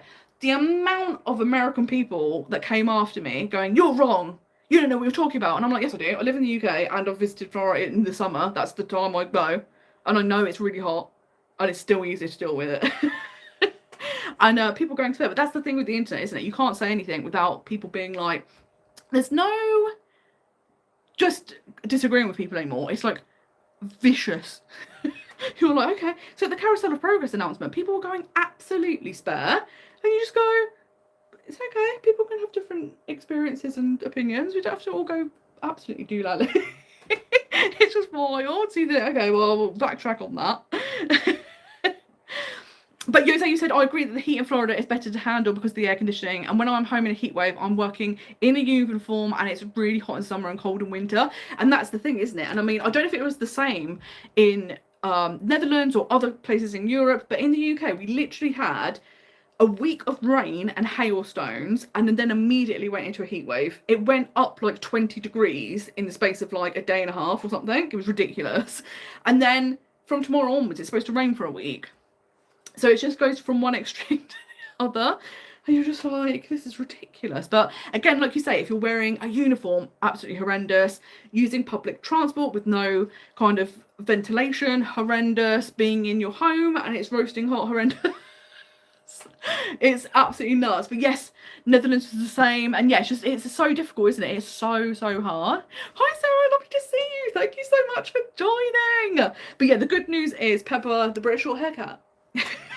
If you have survived a UK heatwave, you'll be fine in Florida, because they're just so much more set up for it, which is good. And it's also normal out there. So when you pack light clothing and like a personal fan. You have all those things disposable because you know it's going to be hot. Whereas here, you're just like, well, last week I had to wear a sweatshirt, and now none of my clothes are thin enough because I'm absolutely dying. It's just ridiculous. It's so bad. But oh, actually, something else we should talk about, which is very fun. We've got 2 new meetup dates, which is very exciting. So the meetup that we had at the beginning of this month at the Pixar Experience was absolutely wonderful. It is such a joy. We had the best time, such a lovely group of people. The Pixar Experience itself was wonderful. It was even more impressive in person. And there was wonderful sets. We got great photos together. We had lovely meals, lovely chats. It was such a joy. And as soon as I got home, I was like, we need to book another one immediately, because doing it once a year is not enough. I need to see people more. So the next one is going to be in London again, but it's going to be the 28th of November, which is a Saturday. So it should be really nice, because it'll be kind of in that Christmassy lead up, that sort of season. And it's going to be like a more chilled one. We'll obviously go to the Disney store, get some food, maybe get some sweet treats, and just get to kind of like hang out and be together, which I think will be wonderful. And then, very excitingly, next year we've already booked the Secret Cinema Pirates of the Caribbean experience. So it's going to be the 6th of March, the 2:30 showing. At the moment, that is sold out, but it is still the pre-sale. So in the next couple of days, the general sale will open. So if you have been trying for tickets for that, they should be reopening the bookings soon, which is good news. But I think it's going to be so much fun. I've never been to a Secret Cinema event before, but what I do know is the fact that they are literally secret. So I think when you get there, you actually have your phone taken off of you, so you can't film or photograph anything. And what's really fun is that you don't know what you're stepping into, but you do know it's incredibly immersive. What's really nice is in the lead up, they send out emails with like hints and tips, and also stuff like suggestions for which character you should come as. And obviously they send different emails to different people, so you'll have lots of different characters arriving, which should be really fun. We have got general admission tickets, so there are seated tickets. They are astronomically expensive, but when I was looking up reviews of people that have done other Secret Cinema events, they were saying that general admission is actually kind of a bit better, because when the film is showing, they actually have actors and immersive things happening. And when you're in general admission, you are able to move and interact with them. And sometimes they even get you involved. So you feel like more of the experience. Whereas obviously if you're sat down, it's nice for your feet, but you're kind of more like just watching a film and then seeing some of the things going on. Whereas if you've got general admission, you're actually like part of it. So I think it's going to be so much fun. And I know they did like a Greece Secret Cinema, and beforehand they had like a big fun fair. They'd recreated the fun fair scene and you could go on the ride. So it's going to be really interesting to see what it's like. And it's in Greenwich, which is obviously a maritime part of London. So perfect for that. So I'm very excited for that. So I'm so excited that we've got more meetups, and it's just such a joy. So yes, it's going to be so, so wonderful. So if you are interested in coming to any of them, do put the dates in the diary, the 28th of November and the 6th of March. And yeah, it's just going to be so much fun. So I'm loving that. And yeah, this month, I can't believe the Pixar meetup was this month. It was so much fun. It was just such a hoot. So thank you again to everyone that came to that. And I'm going to dive into some more questions, because like I said, we've had lots of lovely questions, which is fantastic. And this is a great question about the RER. So if you do stay off-site at Disneyland Paris, is it ever busy when the parks open and close? And something that I liked about the RER was the fact that they're very frequent. They're like every 4, 5, 6 minutes. So there's never like a really big gap between trains. So I never found it to be super crowded. There were definitely times where there were no seats left. But the good thing as well is that Chessy is the final stop. So when you are at Disneyland Paris, there's nobody on the train at that point. So it can take a lot of people, which is great. And then obviously Val d'Europe is just the next stop. So even in the morning, unless people are going to Disneyland Paris, there's no one else on that train per se, because that is literally the stop that you're going to next. It's not like you're going to a stop where it's like a big commuter centre as well, or whatever. So I actually found it to be really good. And the fact that, say there was a train, you were just like, this is too many people, it would be a few minutes before the next one. And it starts about 5 o'clock in the morning, runs till about 1:30, 2 o'clock in the morning. So it runs for a very long period of time as well. So yeah, I could not praise the RER more. It was so quick, so efficient, and I think it's completely changed my mind about staying off site. And I loved it. It was so good. The problem is the Moxie Hotel was so nice that I'm like, I don't need any other off-site hotel. But I do want to try other hotels to see what the experience is like. But the Moxie, I could not rave about it more. And the fact that it's one of the most affordable hotels as well. And it was so nice. It was so good. But yes, I'm going back in September. And I'm going to be staying at the Ibis. So it'll be interesting because that is literally, as soon as you step outside the RER station, it's there. You could not be closer, which is wonderful. It actually has an Ibis and an Ibis budget right next door to each other.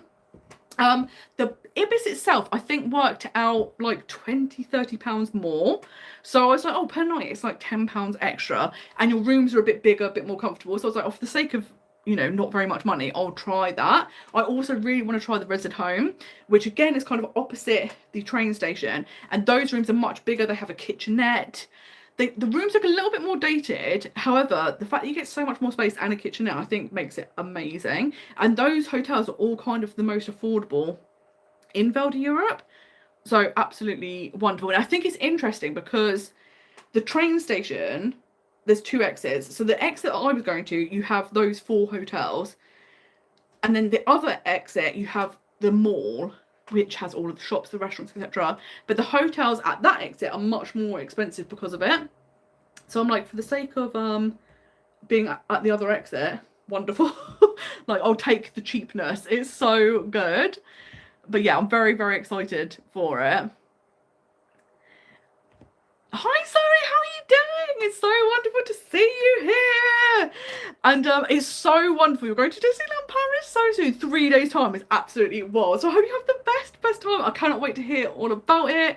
I cannot wait to hear what you think about World of Frozen and all of the new things. So yeah, that's going to be so exciting.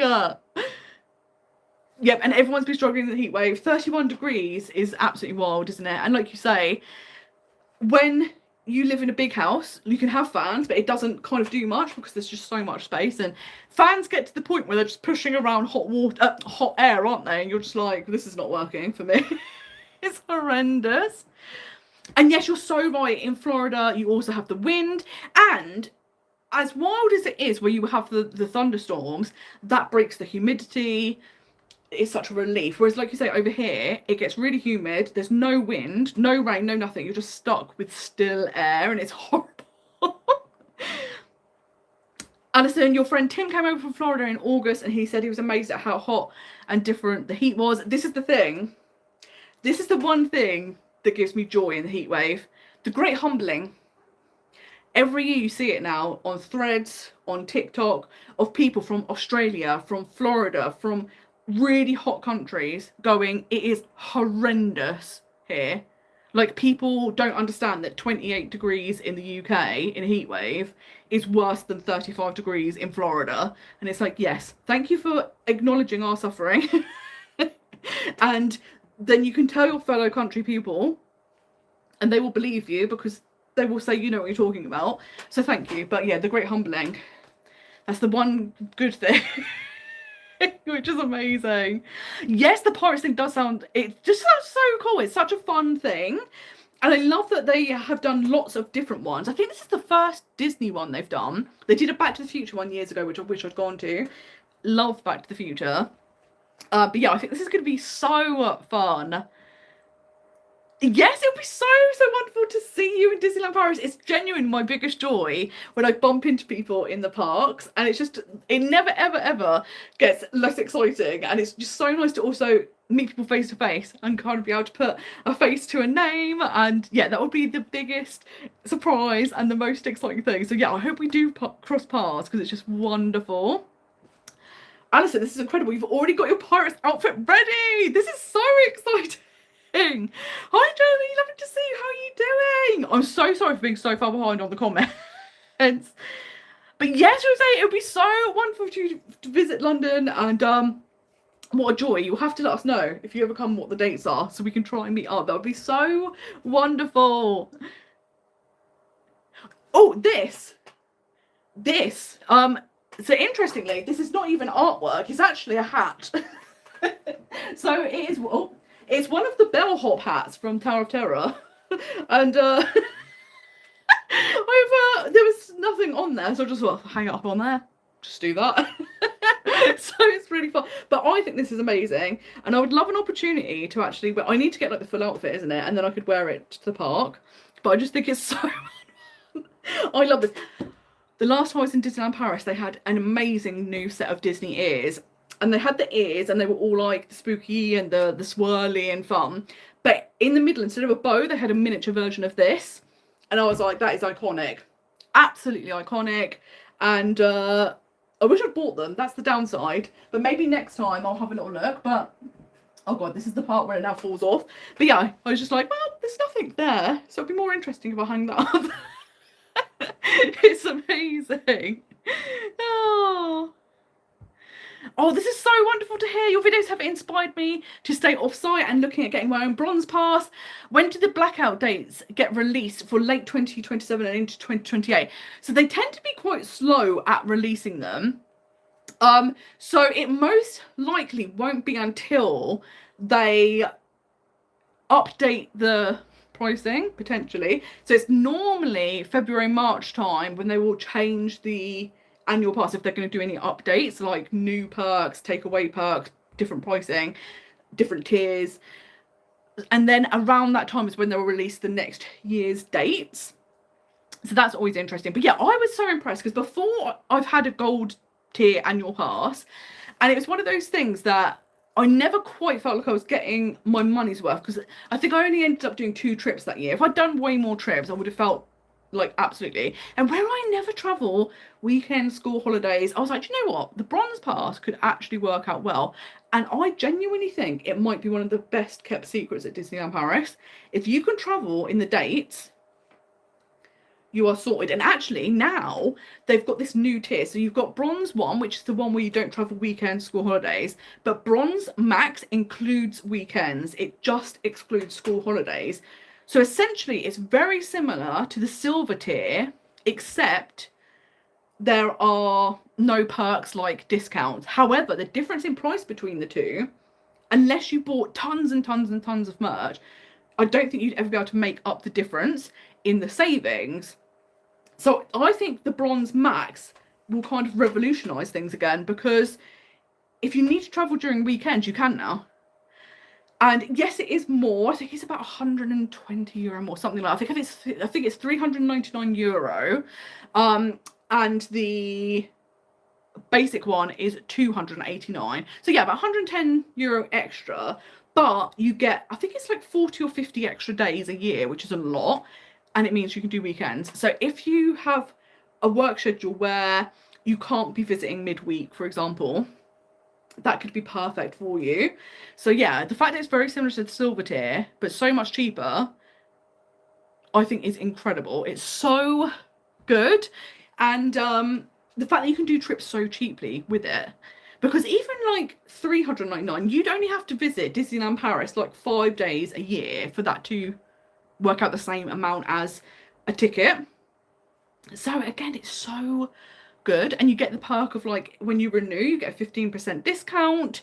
So you can, if you've had it 1 year, it will be cheaper the next year. Like, it's so good. And like I say, now getting to stay off-site, flights and hotels are so cheap that you're just like, this is absolutely incredible. So I think it's one of those interesting things that I always loved staying on site, and especially Disneyland Paris, because it's so convenient and everything's so cozy and close and easy to get to. I never felt the need to stay off site. But once the prices increased so much, particularly for solo travelers, I was like, yeah, that's not going to be affordable. And it's completely changed my mind. And I'm like, I can't believe I haven't been staying off site before. Like, I'm absolutely obsessed now. Because genuinely as well, to get back to the hotel was quicker than me walking back to a lot of the hotels, and definitely quicker than getting the buses back.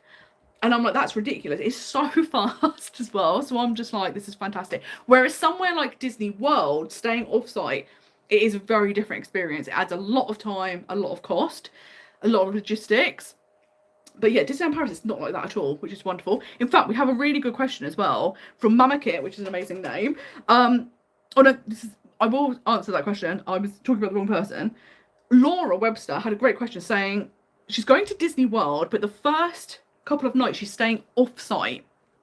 So what are some good ideas to do in those days? And a lot of people tend to do this now, because I think where obviously when you say a Disney hotel, your tickets are going to start the day you check in, so people feel like that first day they potentially miss out. Although I have to say, your 14-day ticket does last over 18 days, so if you don't go into a park that night, you will still have a day. You don't have to waste a day, sort of thing. But staying off site for the first couple of days, you can acclimatise, you can relax, unwind, and then dive into your holiday. And something that I think are really good is Disney Springs, because there's so much to do there. Not only do you get to kind of look at all the merch, see what you would like, but you've got bowling, you've got the cinema. I love going to the cinema. You've got so many experiences. Like you can obviously, there's loads of great food. You could even go to the Cirque du Soleil Drawn to Life show. So I think Disney Springs can be a fantastic way, because you're getting into the Disney spirit, but it's relaxed, you're not quite in the parks. I also think doing stuff like going to the outlet mall can be fantastic, because first and foremost, you can then see what things are cheap there. And then when you go into the park and you see the thing and it's like 3 times the price, you feel great about yourself because you know you've got a great bargain. And it can be really good if you're looking for like a t-shirt to wear or something like that. You might find something that's perfect in the outlet. And of course, there's loads of different shops, not just Disney. And also stuff like going to Target, Walmart, all of those fun things that we all like to do, that feels like a very British experience of going, I've got to go on holiday and go to a supermarket, just because they're very different. But that can be really fun, because one, you're getting the fun experience, but then if you did want any snacks or drinks for your stay at Disney, you could get them then. So what I think is really, really nice is you do have things to do, and even stuff like you can head over to City Walk. So at Universal, after 6 p.m, parking is free, apart from in seasons like Halloween Horror Nights, because obviously that's a nighttime event, so they don't do that. But after 6 p.m, you can park at City Walk for free. And again, loads of shops, restaurants. You've also got a cinema, you've got crazy golf. There's loads of things going on there as well. So it's nice that you can kind of get a taste of the parks without being in the parks. So it's very exciting when people kind of head out there, get acclimatized, get over the jet lag, and then can dive into their holiday. So yeah, I think that's just going to be very, very fun. And I will come back to Mama Kit's question now, which is, are you going to bring back the podcast? And the answer is absolutely yes, because I miss doing it. I absolutely loved doing it. And it's one of those things, I am just procrastinating, and it's terrible, because I just keep thinking, right, okay, what topic should I do each episode about? Who would be like the perfect guest? Like, is it someone that I could reach out to? And it's so silly, because before I kind of, and this is kind of what I need to do sometimes, with the podcast the first time around, I decided I wanted to do a podcast, and then I just announced it and the date it was going to launch, and I had nothing planned. But because I then said it's coming out on this date, I had to make it happen. So in some ways I think I need to do that, and then just get over the kind of procrastinating and like, oh, is that going to be an interesting enough topic, and who can I get as a guest and stuff like that. I think just stop overthinking it, because it's such a joy. It's so much fun. It's so wonderful to talk about all these different topics with people, get their thoughts, experience, opinions. So yes, it will definitely be coming back. That's something I want to do this year. I'm very aware that it's already June, so we need to get a move on. But that would be fantastic. And there's even the concept for the potential of a podcast, but I don't know if it would be like maybe just like additional episodes, so that you could have episodes with the guests and then this as its own thing, because soon I'm going to be making an announcement. It's gonna be a trip announcement. If you came to the meetup in May, you know the announcement. It's a very exciting announcement. So I'm going to be announcing something very, very soon. And I have been wondering that maybe I could do podcast episodes that also coincide with that. And that could be quite interesting, kind of detailing that. It's very obvious. I've already said it's a trip announcement. So it's not going to blow people's socks off. Maybe we should just do an announcement, because you guys are the OGs. You guys are the real deal. You're the people that come every single month, and I appreciate it so much. And I'm going to be doing the video announcement with all the details soon. But would you like the announcement now? Do we do it now, or do you want to wait for the proper video? let me know, because we could do the announcement. But like there is the possibility of linking that into the podcast as well. So it could be like you could have an episode with a guest and then an episode to do with this. But yes, I love that everyone's like, yes, we're looking forward to an announcement. So basically, I have booked to go to Disney World for my 40th birthday in January. I'm going to be doing a split stay between Universal and Disney, which is going to be so much fun because I'm finally going to get to go to Epic Universe. And I just think there was no better way, because I kept thinking, I don't know if it's going to be like financially viable, like what's going to happen. Never been in January, what's it like in January? But I also knew if I didn't do something, I would just be at home on my 40th birthday doing nothing, and then I'd be miserable, and then I'd go, well, your 40s are terrible, aren't they? One day in, I'm like, cancel the whole decade. So I was like, well, it has to happen for your mental health. It's good for your well-being, isn't it? So it's going to be so exciting. I've never done a birthday in Disney World itself either.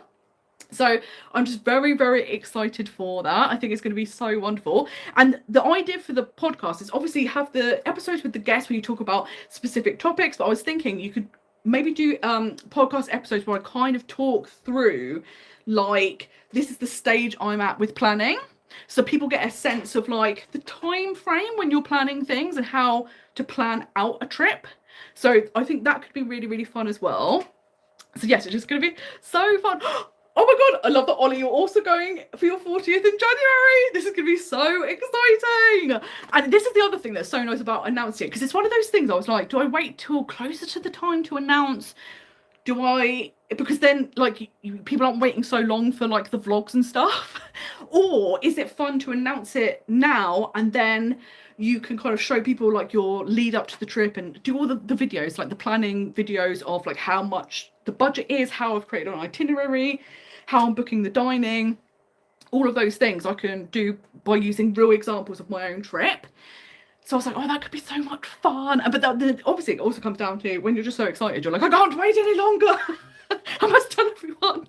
So I think it's going to be so much fun. And yeah, I'm really excited because going to Universal proper, this blew my mind.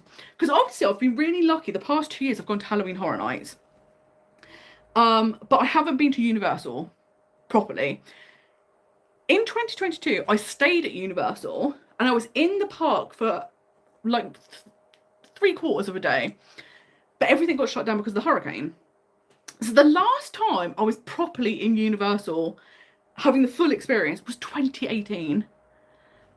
And I think that's the thing, because I've been going to Halloween Horror Nights, you forget that that's a completely different thing. So you're at Universal, but it's not the same. And then I was like, I can't believe it's been that long since it's been a proper experience. And obviously Epic Universe now. So I'm just very excited. And obviously the great thing is the tickets now, you will be able to go to Epic Universe as much as you want. Whereas when it first opened, you had that whole thing of you can only go one day in Epic Universe with a 14-day ticket.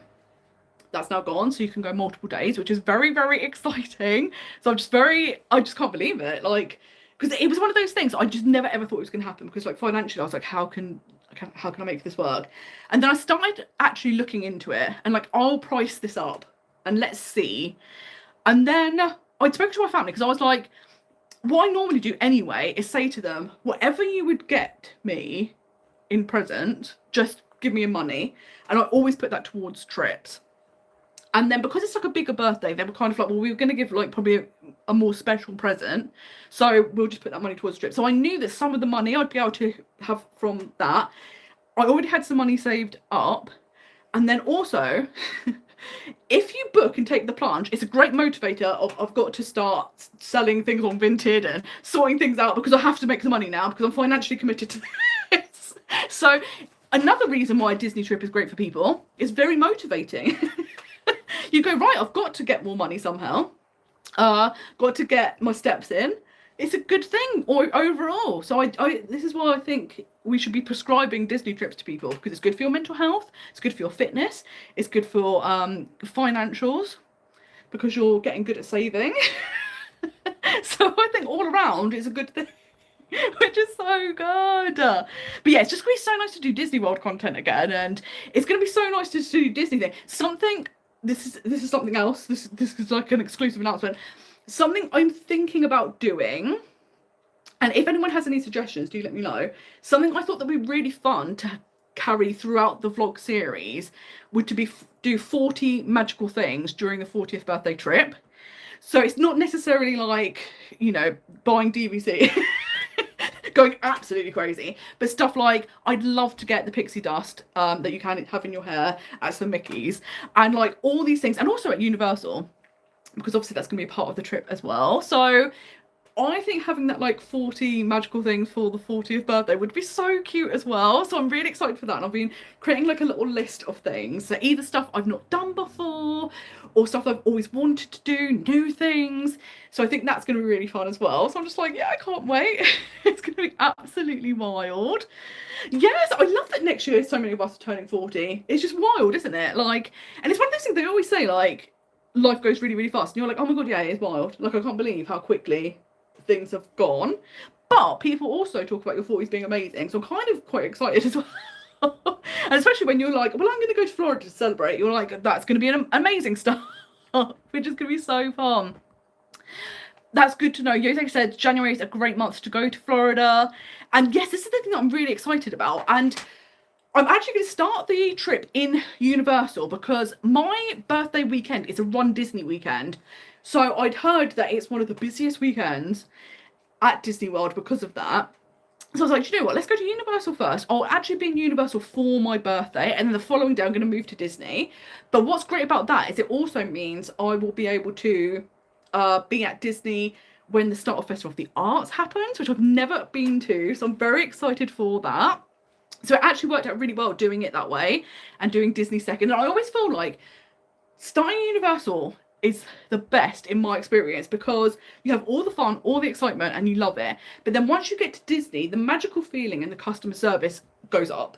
So you start your trip with a bang, and then it just gets better and better and better. So I just think that's going to be so much fun. I'm so excited to get a birthday badge. It's so wild. But yeah, I just think that's going to be the best thing, because what better way to celebrate? You're like, we're gonna make it work. It's like I said, great motivator. Oh my God, this is amazing. Jamie literally said you should do 40 for 40 in Disney, and I would love that vlog. Aim for 40 things, even if it's just snacks. That is so wild, because like I say, I'm always so far behind on the comments. But yes, that was already something I was thinking about doing. And like I said, I've already started compiling my list. But if there's anything you think, oh my God, that's like a fun experience, that's a great drink to have, you should go here, you should try and meet this person, do let me know, because it's always so fun. And particularly at Universal, because I've never been to Epic Universe. I'm desperate to meet some of the Universal monsters. That's absolutely on the list. I'm kind of tempted, and I'm like, is it a good idea or not? But I am kind of tempted to do the Universal Monsters face painting. Because you can have it as an adult. My favourite thing about it is there is a caveat that they tell you before you have your face painted that if you do that, they can't sell you alcohol because they can't verify your ID. Because if you show up with your ID as this face, but then you present as Frankenstein, they don't actually know who you are, which I think is hysterical. But I'm also like, how warm is it going to be? Because how likely is it that this makeup is going to slide off my face? But I also love the idea of being a 40-year-old on a solo trip, having your face painted, walking around. I just think it sounds hysterical. But I love that. Love the idea. But Karen, you're so right. Going and celebrating with Mickey is the one. And I just think that is going to be so much fun. Amber says the only way I can turn another year older is at Disney. And I totally agree, because I can't believe it took me so long to celebrate a birthday at Disney. So Disneyland Paris last year, it was the first time I'd done a birthday trip, and it was so wonderful, and it was so nice. Just having the badge on, like the cast members went out of their way to be so lovely and congratulate you, and it was just incredible. So, and I can only imagine in Disney World it's like next level, because people are already really friendly anyway. And I've seen it before, like even strangers will congratulate people, and you just think, oh, that's so cute. So I'm just like, I can't wait to have a birthday badge. But yes, you definitely need to go to Disneyland Paris for your birthday. Do it. And like you say, your annual pass can be your birthday gift for yourself. Absolutely iconic. Look, that would be amazing. That would be so good. Oh, this is so much fun. I'm so sorry, I'm so far behind on these comments. Also, I'd like to point out something crazy. Originally, I had booked the Disneyland Paris hotel. The second I booked it, I was like, that's never happening. I booked it September last year for January 2027. So the day that they released it. So that's the cheapest day you can ever book a hotel at Disneyland Paris. And it was £1,700 for 2 nights. And like I said, the second I booked it, I was like, absolutely, that's not happening. Because in my head, I just can't, even how nice a hotel it would be, I can never get my head around the fact that I'm paying that for 2 nights. It just seems wild to me. So I was just like, no. And that's why I was kind of, because in my head, I kind of knew I was not going to pay that. I was thinking, I'm not going to do anything for my birthday. However, when I started pricing up Disney, it was before the offer had come out. And then once the offer came out, I've now booked 8 nights plus tickets at Disney World for £1,600. And I'm like, 2 nights versus 8 nights. And I know one is deluxe resort, and this is Jaffa. Say hello. But I couldn't get over the price difference. And then again, I was just like, yeah, but this solidifies the idea that I just can't justify staying at the Disneyland hotel. And I know like one's a value resort that I'm going to be staying in and one's deluxe, but I'd rather do 8 nights at a value resort than 2 at a deluxe, because you're getting more time in Disney. I'm just like, it has to happen. Oh, I love that everyone's loving Jamie's idea, and I love that we both announced it. We both had the same thing in mind. This is incredible. We're like the same person. Oh, you did Disneyland Paris for your 30th when they had the 30th drones. That's absolutely incredible. That's so nice, isn't it? And like, it couldn't have been better. Like, it was designed for you to have your birthday there. You're born the exact right time. It was amazing. It's so good. And I was thinking about going in January again in 2027 or 2028, but maybe you'll come in 2027 now. Yes, because that's the thing. That's another reason why I thought it'd be quite fun to announce it earlier, because what's been such a joy is the past 2 trips, I've been able to meet up with people whilst I've been out there, and we've done these meetups. And that's another great thing. If I announce it now, there will inevitably be people who are already going or planning on going, and it could be amazing that we are there at the same time and get to meet up. So there's just going to be so much fun. Hi, Jessica. How are you doing? Thank you so much for joining us. But it's so lovely that you're here. And yes, it's wonderful to have you back. So thank you so much for dropping in. Absolutely. Getting a celebration button is going to be amazing.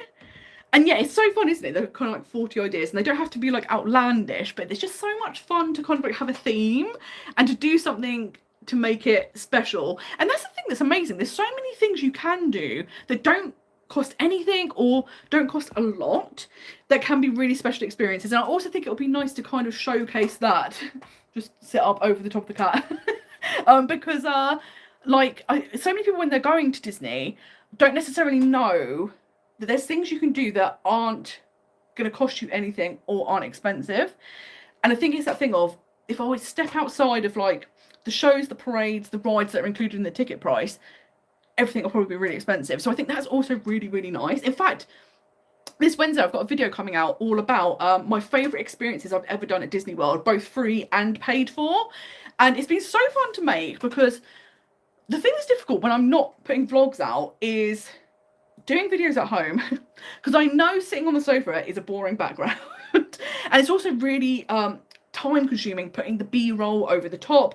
But this video on Wednesday, I've actually just used all clips from the trip itself, and then I did a voiceover over some of the clips and then showed you the clips so you could see the experience as well. And it was so much fun to make. So I was like, oh, that's also a really fun thing to do. So hopefully that will be good. And it's got my mind ticking over like, oh, which of those things would I like to do again? Which of those things are similar to something else that I've never done before? So yeah, I just think it's gonna be so much fun. Oh, I love that, Jessica. You did the same when I went to the Studios Park as a massive Star Wars fan, and had to make sure I went to Hollywood Studios for my birthday, because that's the thing, isn't it? It's just a dream. When you're a Star Wars fan, Galaxy's Edge is next level amazing. I love the way I'm just like, get around the cat. I mean, the internet does love cats, so I'm sure it's fine. And I do think cats know. They know. They're like, oh, there's a camera on. I think I'll just have a little peek over here and sit down. They know what's happening. Oh, Alison said, I love the challenge idea. Buy one thing under $4, one thing under $40, and one thing over $40. And that's 3. And let your audience set you tasks. That could be so much fun. I think that's a fantastic idea, because it'll be so fun to come back with 3 items that you know were linked to your birthday trip. And how much fun to have like a little challenge. And you're so right. I think it'd be fantastic if one of the things you left free, and in the lead up to the trip, you let people set a task and be like, this is something we think you should do for your birthday. I think that would be so much fun. Jose, I'm going to absolutely love Disney on Broadway. I can't cope. It's already going to be absolutely amazing, isn't it? It's going to be so good. I just think that's going to be next level amazing. And I'm so excited as well to see, obviously they announce which artists are going to be there. And like, it's absolutely amazing. Sometimes you're just like, I can't believe these people are here. And to see them do work live, or even you can commission them and they do stuff for you there and then, that could be, I mean, that could be something to put on the list. Like, if there's an amazing Disney artist there, you could have something that you buy from them or have them do for you whilst you're there. And like, what an amazing thing to have displayed at home, which is just so much fun. So yeah, I love that idea, Alison. I'm gonna write this down. Let me get my piece of paper. The problem is the cat has sat on the piece of paper. Can I have that, please? I love that. It's gonna be amazing. But yeah, I just can't believe it. And it's that thing of, again, I normally book my Disney World trips very, very far in advance, sometimes like 18 months in advance.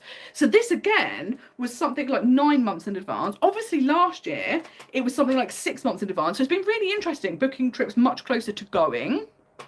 But like I say, it's a fantastic motivator. So I think all in all,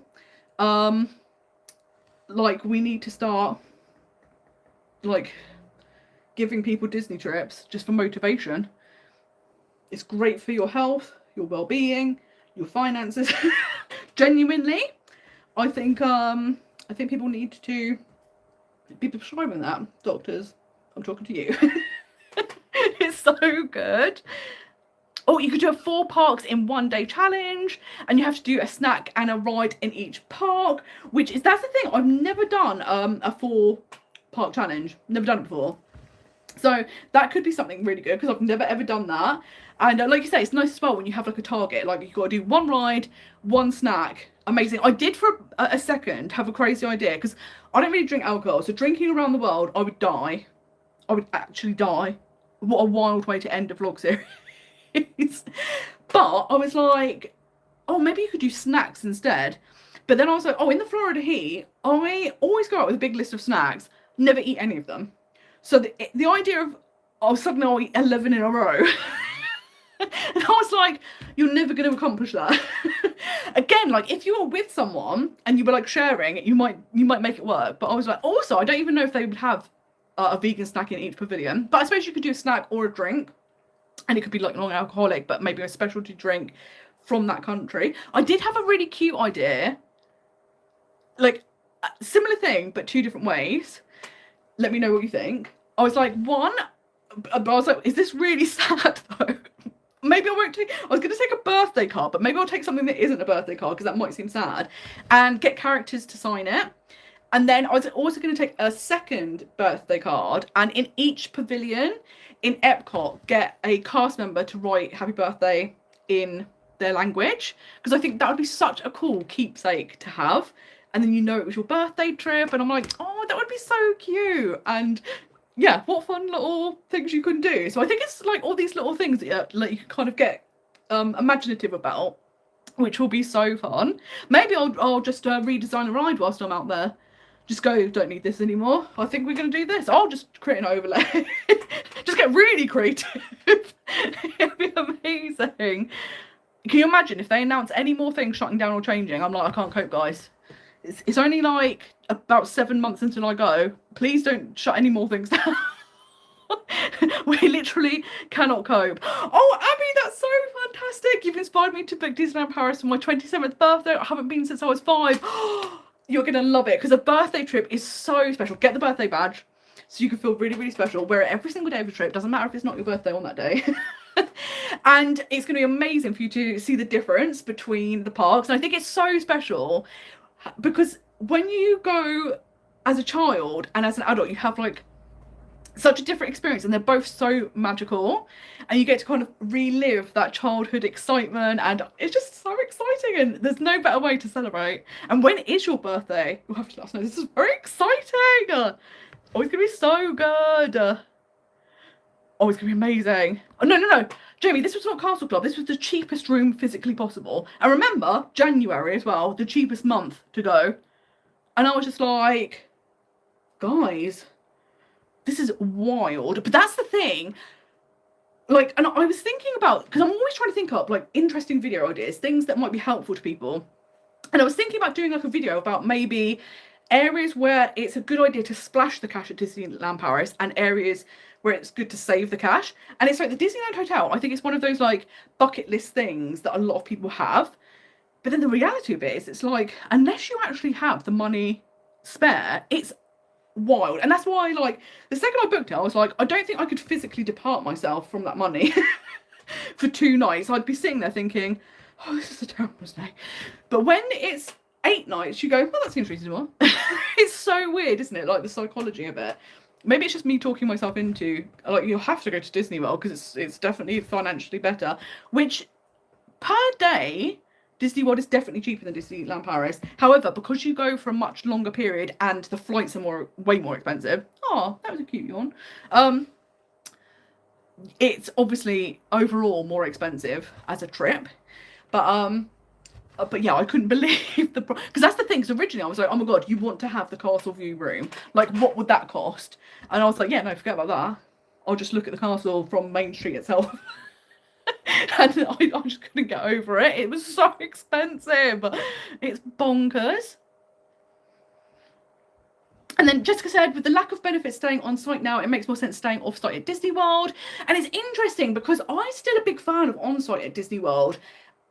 And I think it's because oftentimes stuff like, so for example, I like to hire a car. On site, I get free park and hotel parking. Whereas if I stay off site, I'm having to pay for parking at the hotel and in the parks. So then even when I've priced up like a cheaper hotel off site, once I add all the transportation costs and stuff like that, for me, it's always worked out more expensive. Now, that I think does depend on different people. So, for example, if you're in a larger group, staying off-site can be fantastic because you can then have a villa, you've got multiple bedrooms, all of that, way cheaper than doing multiple hotel rooms. So there are definitely times where off-site can be cheaper. And like you say, it is such a shame there are so many benefits taken away because it is like what are you kind of paying for? But I think it depends on how you visit and the hidden costs for the off-site hotels versus with Disney, everything's included. It's just one upfront cost. So I always try and look up every single cost when I'm looking at offsite, just so I can make a comparison. And I think it's also one of those things, once I stayed on site, I was like, oh, I can't go back to offsite now. But Disneyland Paris, however, I've come around to offsite so much because it's just so convenient, so easy, so cheap. And it's so good. But like you say, I think having the idea of what people are starting to do of staying off-site for a couple of days to get into the holiday spirit, relax, get over the jet lag, then go into the parks can also be a really, really good benefit. And I know a lot of people that do that, which is wonderful. And yes, £1,700 was room only. Obviously, that did include tickets because that was a hotel and ticket package. But yeah, and I was just like, guys, this is absolutely wild. Oh, I think I had included Le Table de Lumiere, so I think that was €125 so that was part of the 1,700. But I was like, okay, that seems like a lot of money. And this is the thing, admittedly, I think other years it would have been cheaper because the cost for staying solo at Disneyland Paris has gone up significantly. So I was staying on site with hotel and tickets included. This is why I never had the annual pass. And I was staying for like £300, £350. Now it's like £550 or more. And you're like, that is crazy. I remember when I went for my birthday trip, me and Christiane stayed at Newport Bay. We had included Auberge de Cendrillon and the luggage express, and we paid £385 each, and that was for 3 nights, 4 days, including those extras. Now, just for a room and tickets at like Santa Fe, £550 in a quiet time of year for a solo traveller. So I do think that's one of the reasons why the Disneyland Hotel was so expensive, because the prices have just gone up so much since like World of Frozen has opened. But I'm like, that is absolutely wild. Yes, doing a most magical meetup in Disneyland Paris would be absolutely amazing. I think that is definitely something I need to do. Like, again, maybe next year that's something to do. Like you say these are the dates that I'm going to be in Disneyland Paris throughout the year. And if anyone is there on those dates, let's do an official meetup. Because like you say, sometimes with Disneyland Paris, people book their trips more last minute. So people don't need as long, you know, like I was saying, sometimes you're booking 18 months in advance for Disney World. So it's kind of potluck if you're there at the same time as other people. Whereas if you give people enough advance notice, it may well absolutely be a possibility that we can do a meetup. So I think that would be absolutely incredible. And yeah, and Jose, I do actually agree. One thing that I also love about staying on site at Disney World is booking Lightning Lane 7 days in advance. And for me, booking dining, and you can book for that 10 days in advance, makes such a difference when it comes to hard to get reservations. And I do love a table service meal. I do love them. And last time I did a lot more quick service. I only did 1 table service meal, and I was really impressed. But obviously I was there for a week. So if you're there for a longer period of time, sometimes I think it's nice to mix things up and have like a few table service meals. I've tried to like restrain myself, because I used to go absolutely crazy and I'd have like at least 1 a day. Because there's just so many good restaurants. And that's the thing at the moment. I'm having because one of the things I've been like deep diving at the moment is looking at restaurants for Disney World and like Universal, where do I want to eat. Because I've got the deal, I know that I've got 8 quick service meals, so it's just like looking at the other meals, what would I like. And the problem is you immediately go, well, I'll go to this table service, this table service, this table service. But you're like, okay, well, let's also keep a bit of a budget in mind. But knowing that if you want those hardest to get reservations, you're going to have the best chance if you're on site. I think that is also, it's one of those like less talked about benefits, but like you say, having that early access to dining reservations and Lightning Lane does make a difference. And yeah, it's one of the only perks left, as you say. Like, there aren't loads, but yeah, I do think it helps. Yes, Jamie, I think the birthday art print would be so nice, because you'd always be able to display that and always know that that trip was from your birthday trip, which would be so lovely. Yes, Jose. Oh my God, I can't believe I'm so far behind, because you've all literally said the things, and then I've said them after you. But I've only realised now that you said them first. But yeah, I think getting an artist to be able to do something in front of you and then sign it, and you know that was at your birthday trip, is going to be wonderful. Yes, you're so right with the birthday card. I think that could be such a cute idea. And like, oh, that's so true with KidCot. Instead of saying hello, they could say happy birthday on the cards. That would be really, really fun. And like you said, the birthday card, I think it would be so nice to have like the characters and then the cast members. And I just think that would be such a cute thing to do, because I genuinely think one of the most incredible things about Epcot is the fact that the cast members come from the countries. And it was such a shame after the pandemic, where obviously people couldn't come back straight away. And you definitely noticed the difference. So now to get to chat to people and all about their trip. My favourite one was, I was obsessed with the Christmas pickle in the Germany pavilion. And every year I would eye it up and I was like, I want a Christmas pickle. But I'm sure this isn't a thing. Because anyone I've known from Germany has never mentioned this. So unless it's like a secret, then I'm not telling anyone. So last time I was there, I was like, I'm going to buy one. And I said to the lady, the cast member, I said, is this a real thing? And she was like, no. She was like, I think it's a German-American thing. So people that had emigrated over to America started this tradition. And she's like, I've never heard of it. And I was like, I knew it. I knew they were tricking us. But I'm fully signed into it. Like, I'm going 10 toes down for this Christmas pickle. And I love the Christmas pickle. But I think it's so fun that you can kind of talk to them and find out things. If you've ever been curious about something, find out like little phrases, how to say them. Like, I just think it's so wonderful and it adds so much.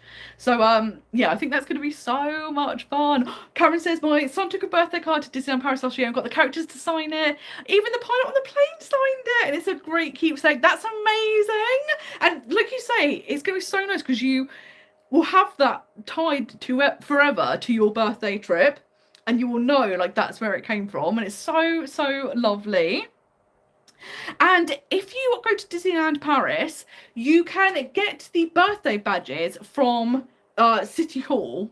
So when you enter the parks and you go to guest services in either of the parks, they will have them, which is just very exciting. And then if you're actually staying at a Disneyland Paris hotel, you can get them from your hotel as well. But if you're off-site, you can still get them in the park, which is great to know. You're not going to miss out, which is so good.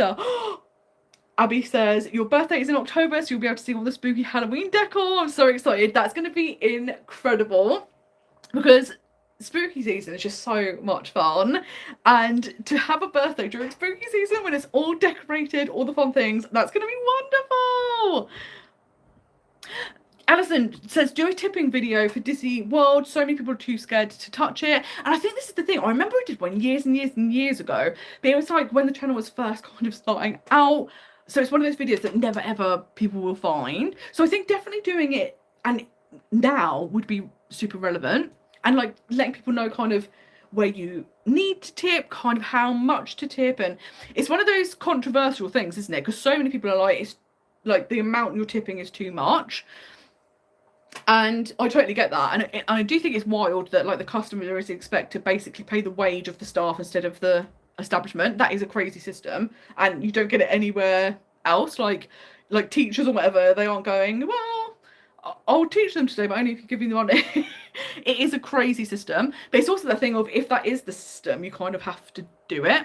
So I think making a video about that could be really, really interesting, so people kind of have a better sense of knowing like where you need to tip, because sometimes it's unexpected where you don't need to tip. Like this whole thing now, like if you go to a Starbucks or whatever and they're like, how much do you want to tip, and you're like, I don't know. Or even quick service places, not Disney owned quick service places, but if you go like outside, sometimes quick service places where you pick up the food yourself, it's like, how much do you want to tip, and you're like, nothing. Am I tipping myself? What's happening here? Am I now an employee? What's going on? Do I have to pay taxes? It's so strange. I even saw, and I don't know if this is like a fake internet thing or whatnot, someone went to a supermarket and the self-service checker said, how much do you want to tip? And they were like, what are you talking about?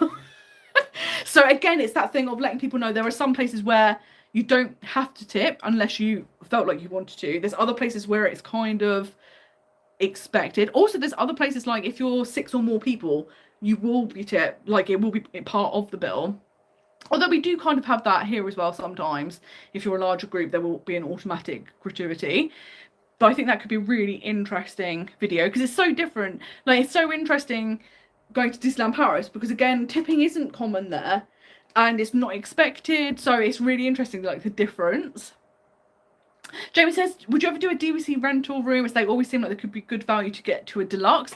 And I think this is a great thing because it's 100% the way forward, isn't it? Because if you want to stay at a deluxe resort, DVC rental is the way to do it because it's so much more affordable. So it's definitely something I would absolutely do.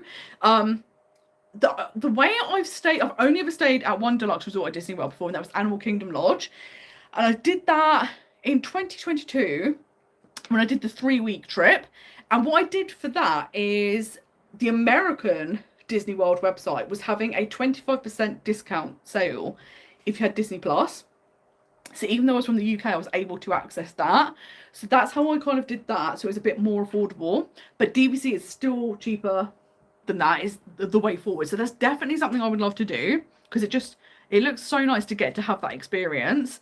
And like, there's so many nice resorts, isn't there? But I would also say it's one of those things, if you're paying full price, unless you're getting full advantage of the hotel, I don't think the price you pay for deluxe resorts, if you're saying doing a 2-week trip, you get your money's worth if you're not spending a lot of time in the hotel. So when I did the Disney Plus deal, I just literally stayed in the hotel for 3 days. I'd done 14 days at Value Resort, and that's when I did the park. Then I went and had some downtime at Animal Kingdom Lodge. Then I moved to Universal, where I was going to go to the parks.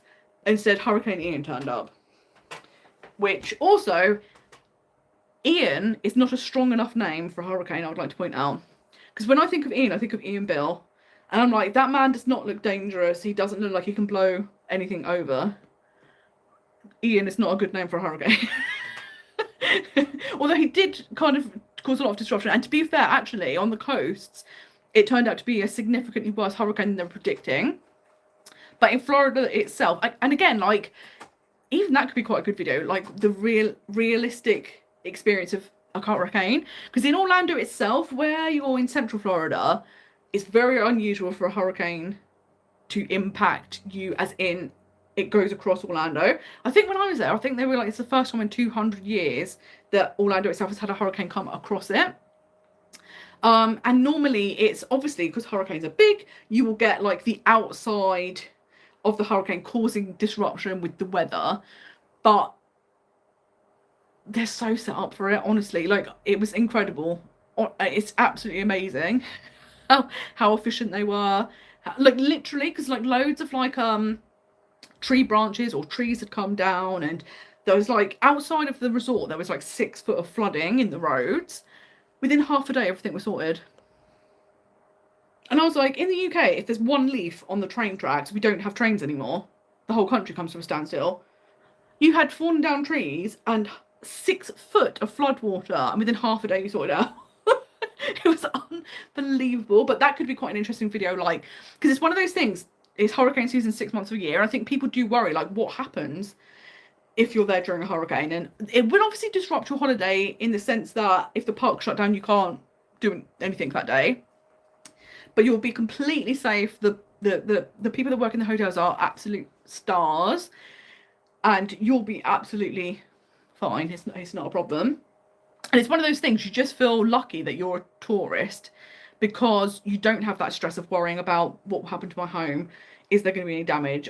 Are my friends and family going to be okay? You're like lucky that you're in the position you're in. So yes, it's annoying, you might miss a few days, but I also have to say the theme park's going to be amazing. So Universal themselves, because I only did 1 day in the park and I had a 14-day ticket, they said to me, we're going to keep a 14-day ticket on file for the rest of your life, and at any point you can use that. Admittedly, I'm not using it this trip. And that's purely because I want to go to Epic Universe, and you could have bought individual day tickets to Epic Universe, but buying 2 days of tickets to go to Epic Universe cost almost the same amount as buying a new 14-day ticket where I could go to all of the parks. So I thought, you know what, for this trip, do that, because I really want the Epic experience fully. And then a future trip, I'll be able to use the ticket that is on file forever. Disney, it was on file for a year if you had that, which is not as helpful, because obviously if you're coming from overseas, you don't necessarily have the ability to come back within a year. So I was so impressed with the Universal. I was like, oh, it's going to be amazing. But yes, Karen, you said Disneyland Paris has got it very expensive, but I love it. And that's the thing, isn't it? Like, you still feel the magic when you are there. You still have a wonderful time. And I think we all just find ways of getting around it. So like, where I've switched to the annual pass and staying off site, it means I can still go and have an amazing experience. Some people, it might be doing a few less table service meals, or maybe not having a dining plan and sticking to quick service. Like, there's all little things you can do to kind of make things a bit more affordable. So that's great to know. Oh, so Sam, this is a fantastic question. And yes, if you do want any help with booking dining reservations, anything like that, so I have a website, which is mostmagicalguides.com, and there's a booking form on there. Or you can email me at mostmagicalguides@hotmail.co.uk, and then I can give you all of the information, tips and advice, anything you need, and book dining, multipass, anything like that. So do reach out, and yeah, it's such a joy. Like, the past couple of days I've been booking lots of dining, and it's just so fun. And what I love about it is, when I used to first start booking dining for my own trips, I would be so stressed out, because I was thinking, oh my god, like, you know, it's time sensitive, what's the right order? Now that I know how it all works, and like which ones I need to book first, which ones to prioritise, stuff like that, I still get that rush of excitement, but it feels like it's like my Olympics. I feel like Usain Bolt, because I'm like, I've trained for this, I know what I'm doing. And then, but you still get that excitement. And then when you get them all booked and you can email people, it's such a joy.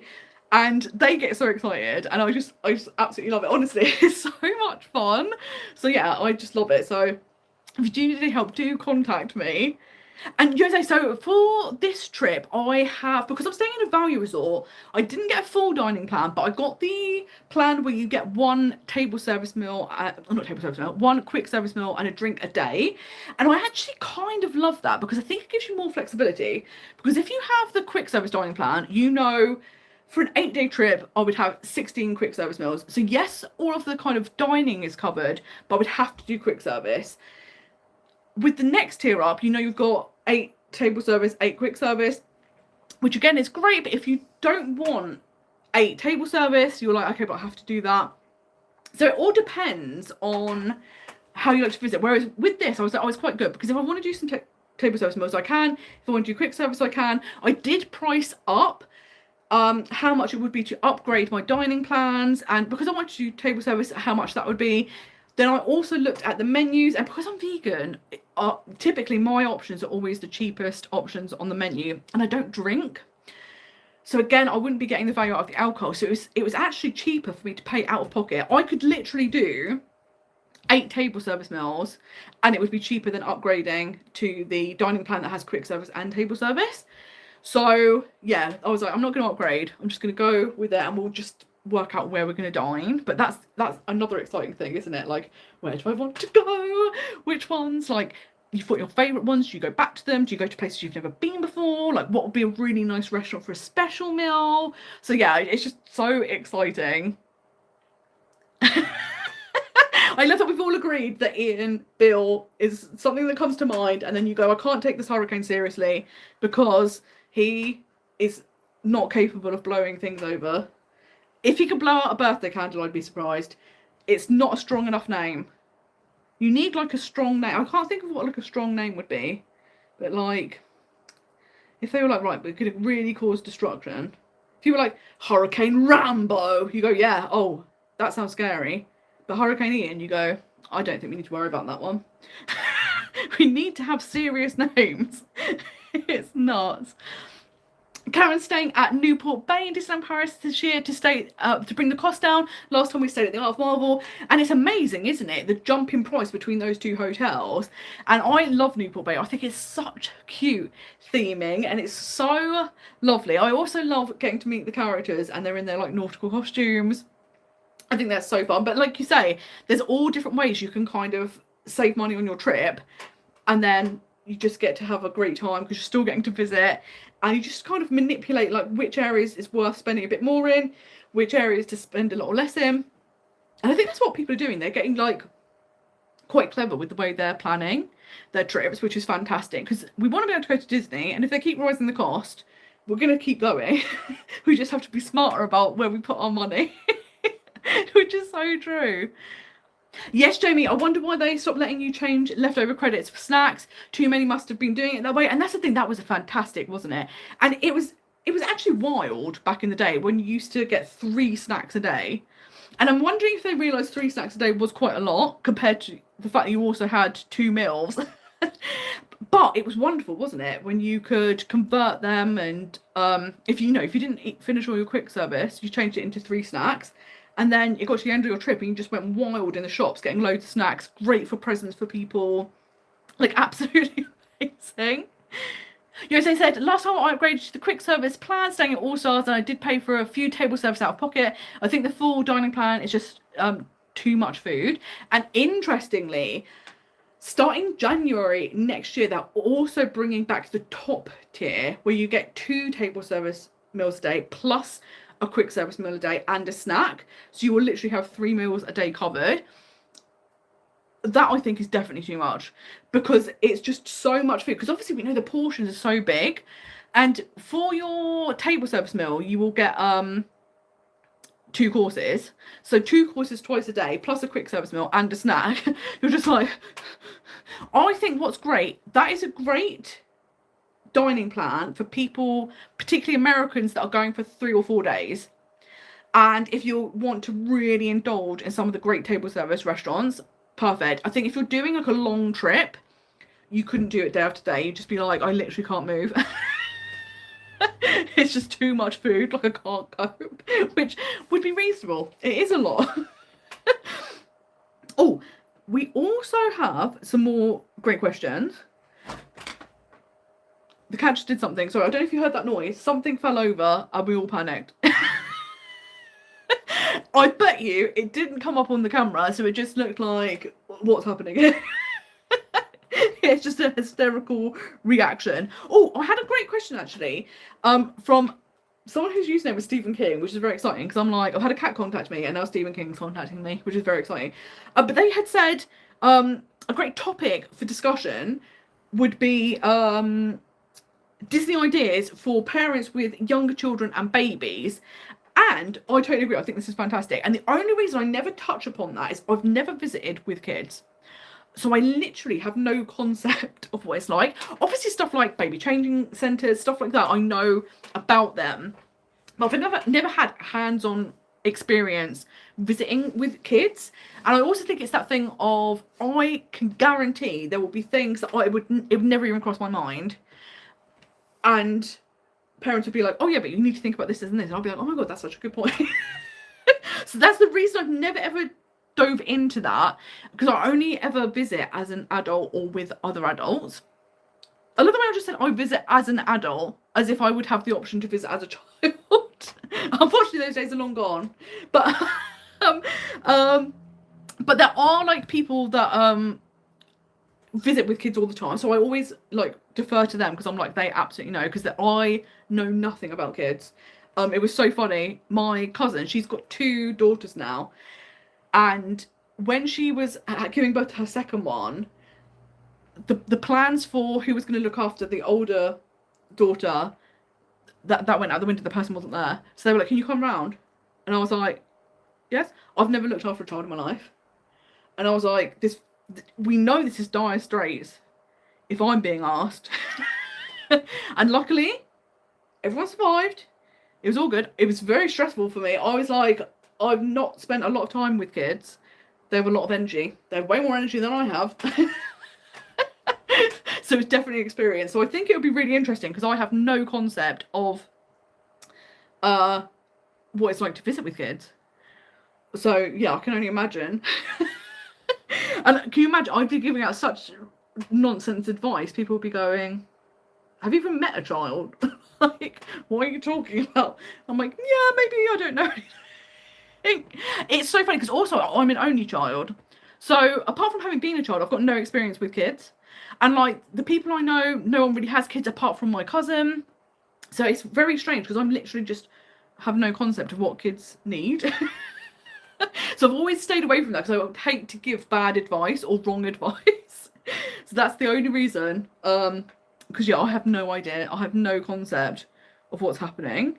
But Basil, who was here, also had a lovely question of how do you get the courage to vlog so authentically in public? And I do think it's one of those things that, because in Disney a lot of people are taking photographs, videoing, or you see a lot of people vlogging, it feels much easier to do it there. I remember a couple of years ago, me and my friend Kirsty went to Berlin, and I did vlog that trip, and that definitely felt more self-conscious doing that because there was no one filming. And it's one of those things, I think I am lucky that I've always been someone that's never particularly worried about what people have thought of me. So I think that helps massively, because I think if you are more like aware and you think about these things, you would be much more self-conscious. Whereas I've never really had that. Well, that's some sort of thing missing in my brain. And I think as well, because I know when I'm at Disney, I'm just so excited about everything that's going on. I'm like, oh my God, oh my God, oh my God. I never really notice other people. So I assume everyone's like that. I assume that everyone's just having such a good time that they're not really noticing. And I do think that's true. Like, a lot of people will contact me if they're thinking about doing a solo trip and they're very nervous about dining on their own. Because I feel like most people don't mind a lot of the stuff solo, but it's the dining that feels like the big thing. But it's like, actually, people are so like thinking about like what they're going to order, what they're going to go on next. talking about what they've done that day. They're really not noticing anyone else. They're kind of really in their own bubble. So I think that helps. I think definitely vlogging other places I'd be more self-conscious. The only times I get self-conscious is the one place that's really difficult to vlog is in Walt's restaurant. And I don't know why, but every time I've been in there, it's really quiet. And I did a dining review recently, and it was ridiculous because I was basically whispering. And it's a good thing I had a microphone on, but I was still very much whispering because there were like other people in the restaurant and no one was talking. And where it's all like individual rooms, like you can't hear the next room over. So if no one's talking in your room, and the thing is, if two people were talking to each other, you'd think fine. If nobody's talking and then you're talking to yourself, I was like, this is the one time I feel uncomfortable. Because I was like, everyone will know what you're doing because they can see you've got a camera, and you know, like I said, there's lots of people that vlog in the Disney parks. It's not that unusual. But I was like, I didn't want to disturb anyone, and I was like, if I talk at a normal volume, it's going to sound so loud. And if people can't see the camera on the table, they're just going to think there's a woman in the corner loudly talking about what she's eating. And I was like, yeah, that would be weird. That would be really strange. So that's the one time where I was like, oh no, we can't do that. And it's that thing of like, if you're in a restaurant, I always try and make sure that I'm in an, if I can pick where I'm sitting, I'll pick like a little corner, try and be away from people so that you're not disturbing them, and also trying to minimize getting people in the shot, because you know, you don't want people to think like, oh, am I on camera, if they don't want to be. But yeah, in Waltz, it was hard. It was hard. But yeah, it's one of those weird things. I think it's more because I've watched so many Disney vloggers for so long, like years and years and years before I started. You kind of saw them having such a good time, and it just looked so fun that when I started doing it, I was like, oh my god, like it's so much fun. And you're like, I get why people are doing it. And it's such a great way to also remember your trip, because that's something I love, is that when I come back from trips as well, you stay in that Disney bubble for a long time because you're editing the videos, and there's things that you kind of forget had happened, and then you go, oh my gosh, like that did happen. Yeah, it's just so much fun. So yeah, I think it's one of those things. I think probably the first couple of times or trips, you can be a bit more self-conscious, and then you get a bit more comfortable doing it. And now it's just like, you don't even think about like, do I look crazy? But again, I think because so many people are vlogging, it's not uncommon to see that. Or even like in Disney, people are like on their phones capturing the memories. Like, so many people filming things, you don't feel too bad, which is good. Oh my gosh, that's such a good point, Jamie. If you are on the full dining plan where you have the 2 table service meals a day, a character dining breakfast every morning would be incredible. That would be the way to do it. Oh my god, I love that. But yes, you're so right, Karen. The downside as well, if you've got 2 table service meals a day, is it takes a lot of time out of your day. Because normally quick service meals are at least like 70 minutes. 90 minutes, so that's a lot of time twice a day to take out of your day. So yeah, it's just a lot, isn't it? This is the thing, Karen, that's so funny. Like, I don't know how to talk to kids. Like I said, apart from having been a kid myself, which was a very long time ago, I don't know anything about kids. But kids do really like me, which I think is really funny, because I always feel like I'm like, am I saying the right thing? But they seem to like me, which is good. So I'm like, we're getting away with it. Somehow it's working, which is so fun. And I think what's actually really nice now is where my cousin's kids, like, you're going to spend time with them. It's really, really cute, like, seeing them like develop and their interest. Of course, I've pushed Disney massively on them. And what's incredible, like, so every time, I mean, it's bad, I probably should stop, but if there's birthdays, Christmas, anything, I always get Disney presents, very much pushing it on them. And the baby is called Daisy, and it's a joy, because strap in for the amount of Daisy Duck stuff they're getting. I'm like, it's so good. And but it's just so fun to kind of see the things they're interested in, and but the energy kids have, I mean, I literally don't know how parents do it. Because I go for a few hours and I'm exhausted, and I come home and I go, oh, I can relax. Parents can't relax. They can't ever relax. How can you not relax for decades? It's unbelievable how people are doing it. I don't know how people are pushing through. I'm like, you must be exhausted every single second. And I'm like, massive props, because I can't go. I could not do it. I'd literally be like, this is the end of me. Like 3 days in, I'd be like, I can't cope anymore. That's it. I'm shutting down. It's like a laptop that's got corrupted. I'm just going to go kaput. I think that is what would happen.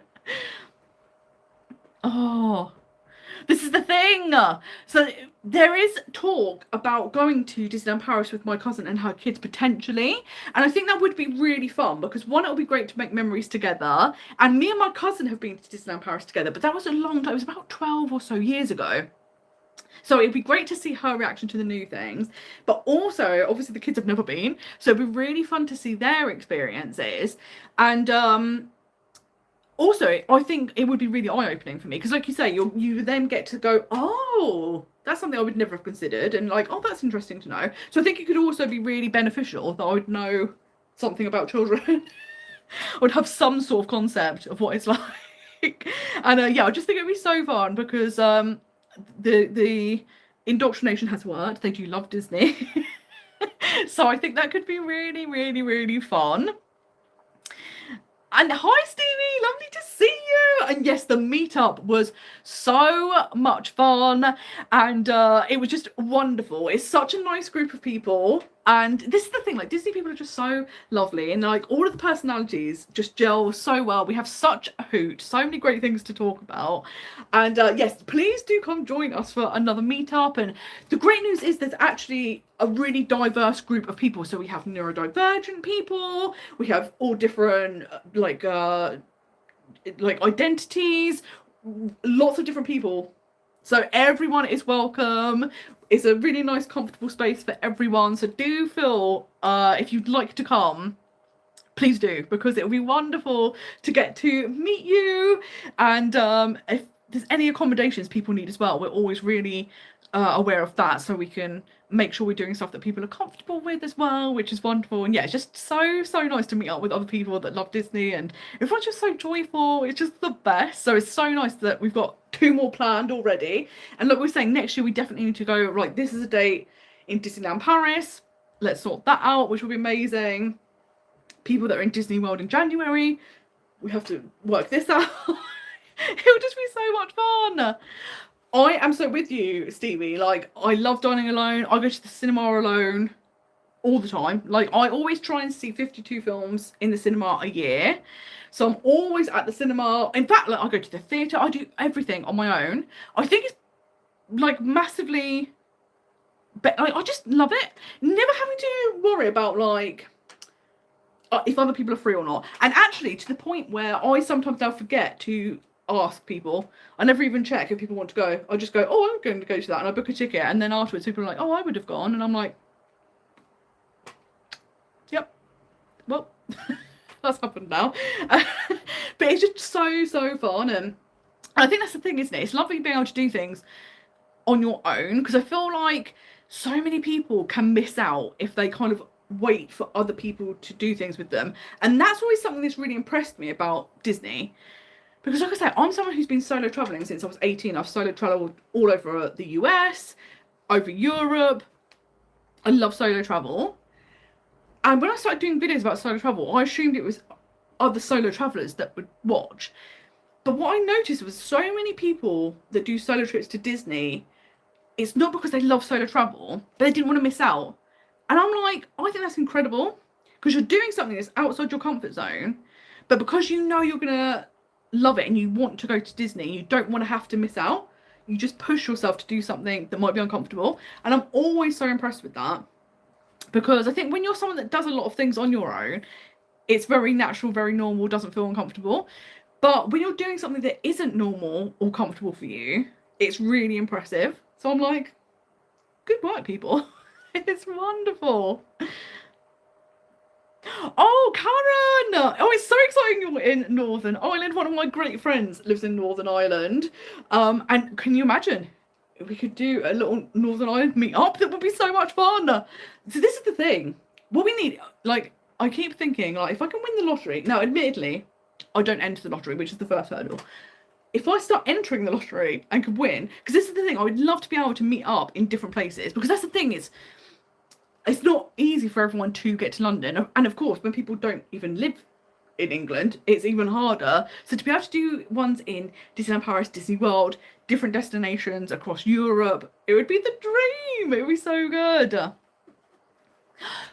This is great. I love solo theatre. I've done it twice now. Bonus is you get cheap seats. I got really great seats, really cheap, as I only needed one, and I was wedged in between two other people. And that's the thing, isn't it?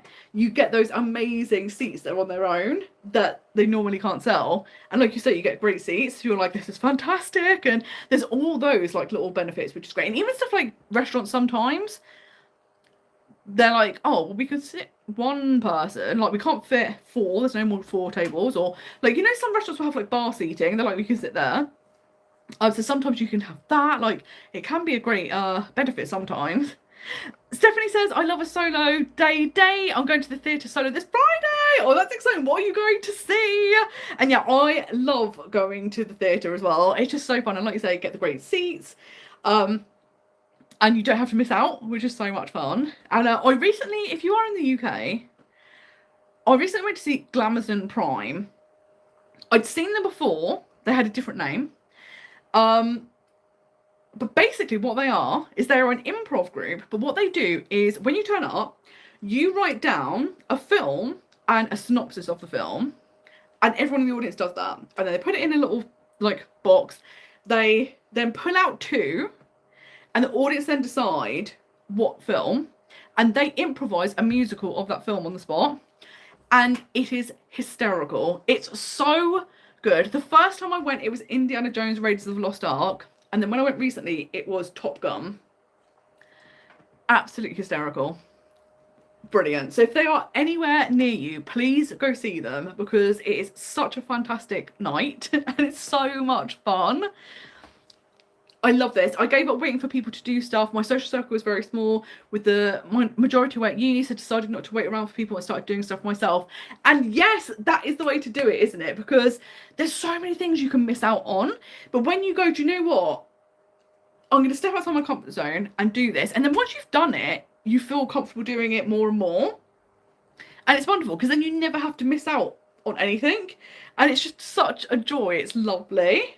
And yes, Stephanie, I hope you love Harry Potter and the Cursed Child. I think it's so fantastic you're getting to see it in the 2 parts. I saw it many years ago in the 2 parts. Loved it. I think it's going to be so interesting when later this year it turns into just one show.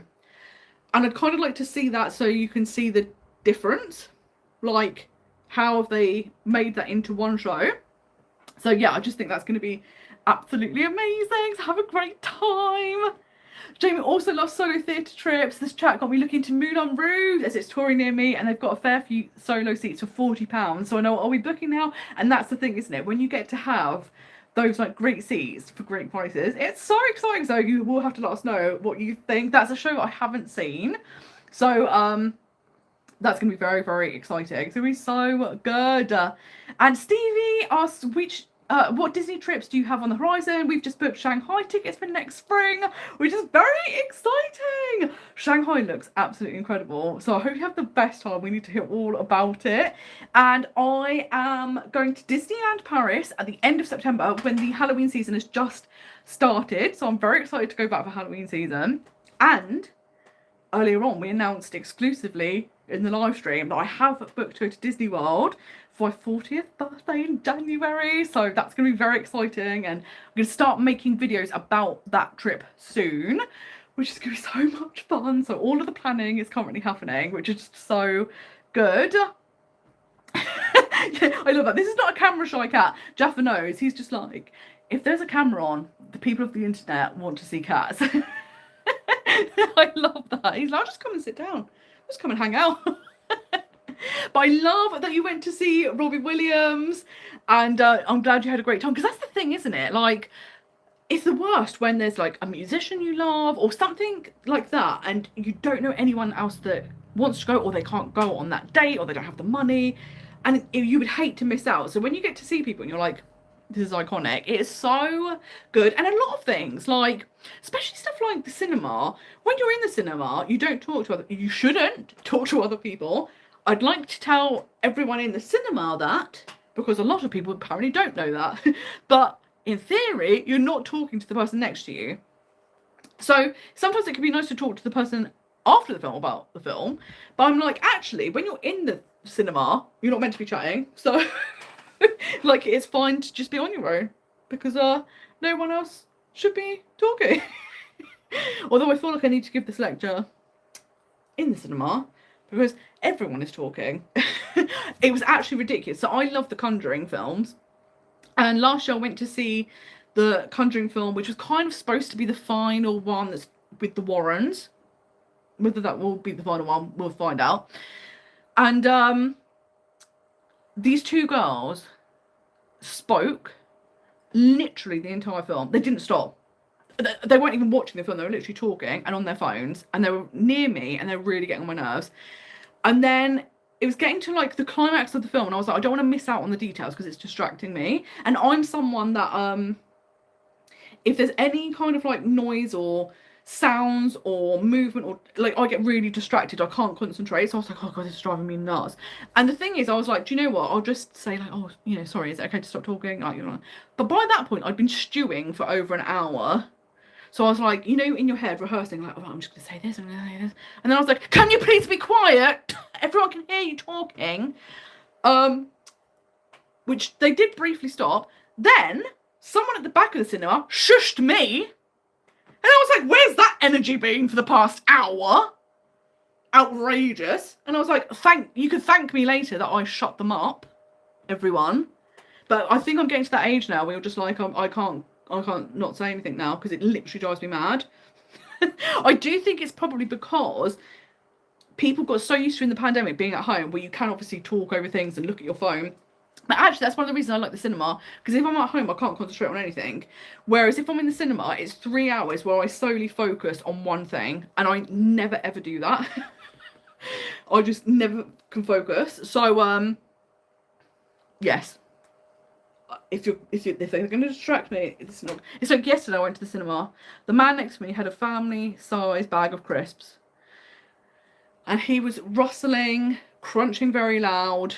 And I was like, I can't concentrate on the film. Like, and to the point where I was like, if I put my finger in my ear, would that be rude? And I was like, it would be rude, so don't do that. But it was just so distracting.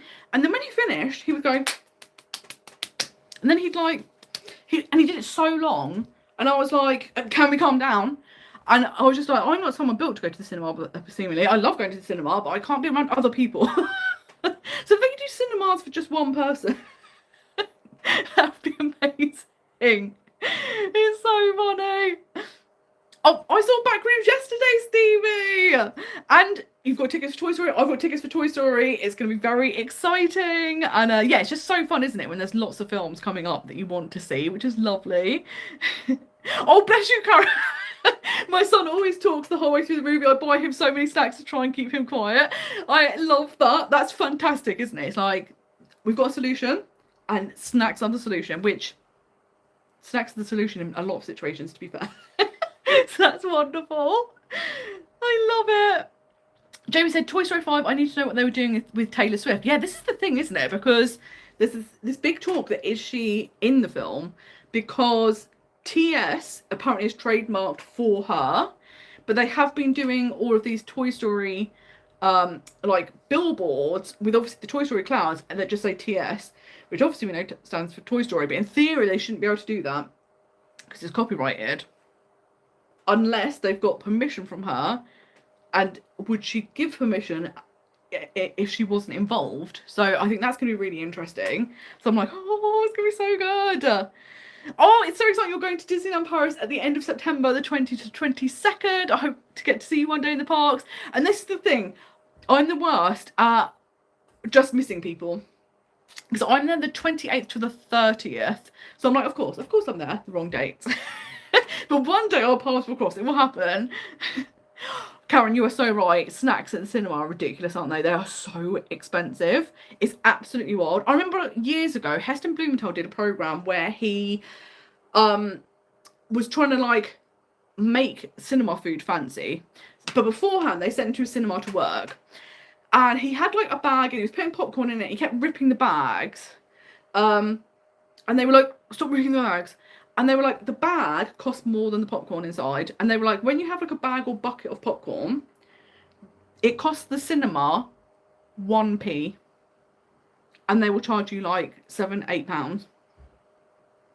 And I was like, never again, never again. So I would just go to like a supermarket and then take snacks in. I'm lucky my cinema let you take food and drink in. I've been to other cinemas where they are really, really strict, but I'm lucky my one, they don't really get. I've seen people bring like Burger King in. They're just like full blown. They might as well get just eat, turn up and just deliver something during the film. They're that chill. They just don't care. It's amazing. I always try to book midday, midweek. Term time for the cinema is practically empty, at least at my local cinema. Often end up with a full row to myself. And yes, I often go midday as well, because with the type of work I do, I normally work kind of in the mornings or in the evenings. So sometimes it's the perfect time to go in the afternoon, less people there. Somehow, and people always joke about this because this is real, for some weird reason, the annoying person will always be sat next to me, wherever it is, if it's public transport, cinema, theatre, whoever it is. And the people that know me always joke about it. And then sometimes when they come with me, they realise it's not a joke, because then they're stuck next to the annoying person as well. But it's unbelievable how it always happens to me, and I'm like, this isn't possible. What is happening? It's not fair. It's like, people just know, and they're like, and it's that thing, inside I'm seething, outside I'm not going to say anything, apart from that one time, and then because it didn't come out as I planned, I probably won't do it again, because I didn't mean to actually kind of shout. But it did work. They did shut up, so that was good. I love that. I bring my own snacks, but I still feel like I'm committing a crime bringing in a full tote of goodies. And that's the thing, even when you're allowed to. I remember a couple of weeks ago I took in a coffee because I was really tired, and I thought, right, this will keep me awake. And it felt illegal because it wasn't even like I could put it in my bag, because it was like a cup. So I had to just walk up to the man and brazenly show him I'm bringing this in and you can't do anything about it. And it felt terrible. It was awful. Oh, I love that, Basil. You saw Project Hail Mary today. Empty cinema, and someone sat 2 seats away from us. Outrageous. I can't bear that. Why do people do that? Why do people do that? You can't sit next to people when there's a whole empty seats everywhere. I absolutely hate that. And Project Hail Mary is incredible. It's one of my favourite films I've seen this year. Loved the book. Was so excited with the film because it was such a great adaptation. And I actually think the film was more emotional than the book. And every time I've seen Project Hail Mary since, I find it more and more emotional. And it's weird because I know what's going to happen. So I don't know why I get more emotional the more I know what's going to happen. It makes no sense to me. I'm like, surely the first time should be the one that gets you, and then you know what's coming. But nope. But I think it's incredible film, like absolutely wonderful. It's visually stunning, fantastic story. Everything about it is amazing. Karen, that's awful. They check bags going into your cinema. His order is nachos and cheese, a small pick and mix, and a bag of salt popcorn, and we bring our own water. That's the thing though, isn't it? It's so expensive at cinemas, and you're like, guys, how are you getting away with this? This is like daylight robbery. It's wild. Yes, I love that. Amaze. And this is the thing that I loved, because obviously Project Hail Mary, when it came out in cinemas, was the same time, just before they went around the moon with Artemis 2.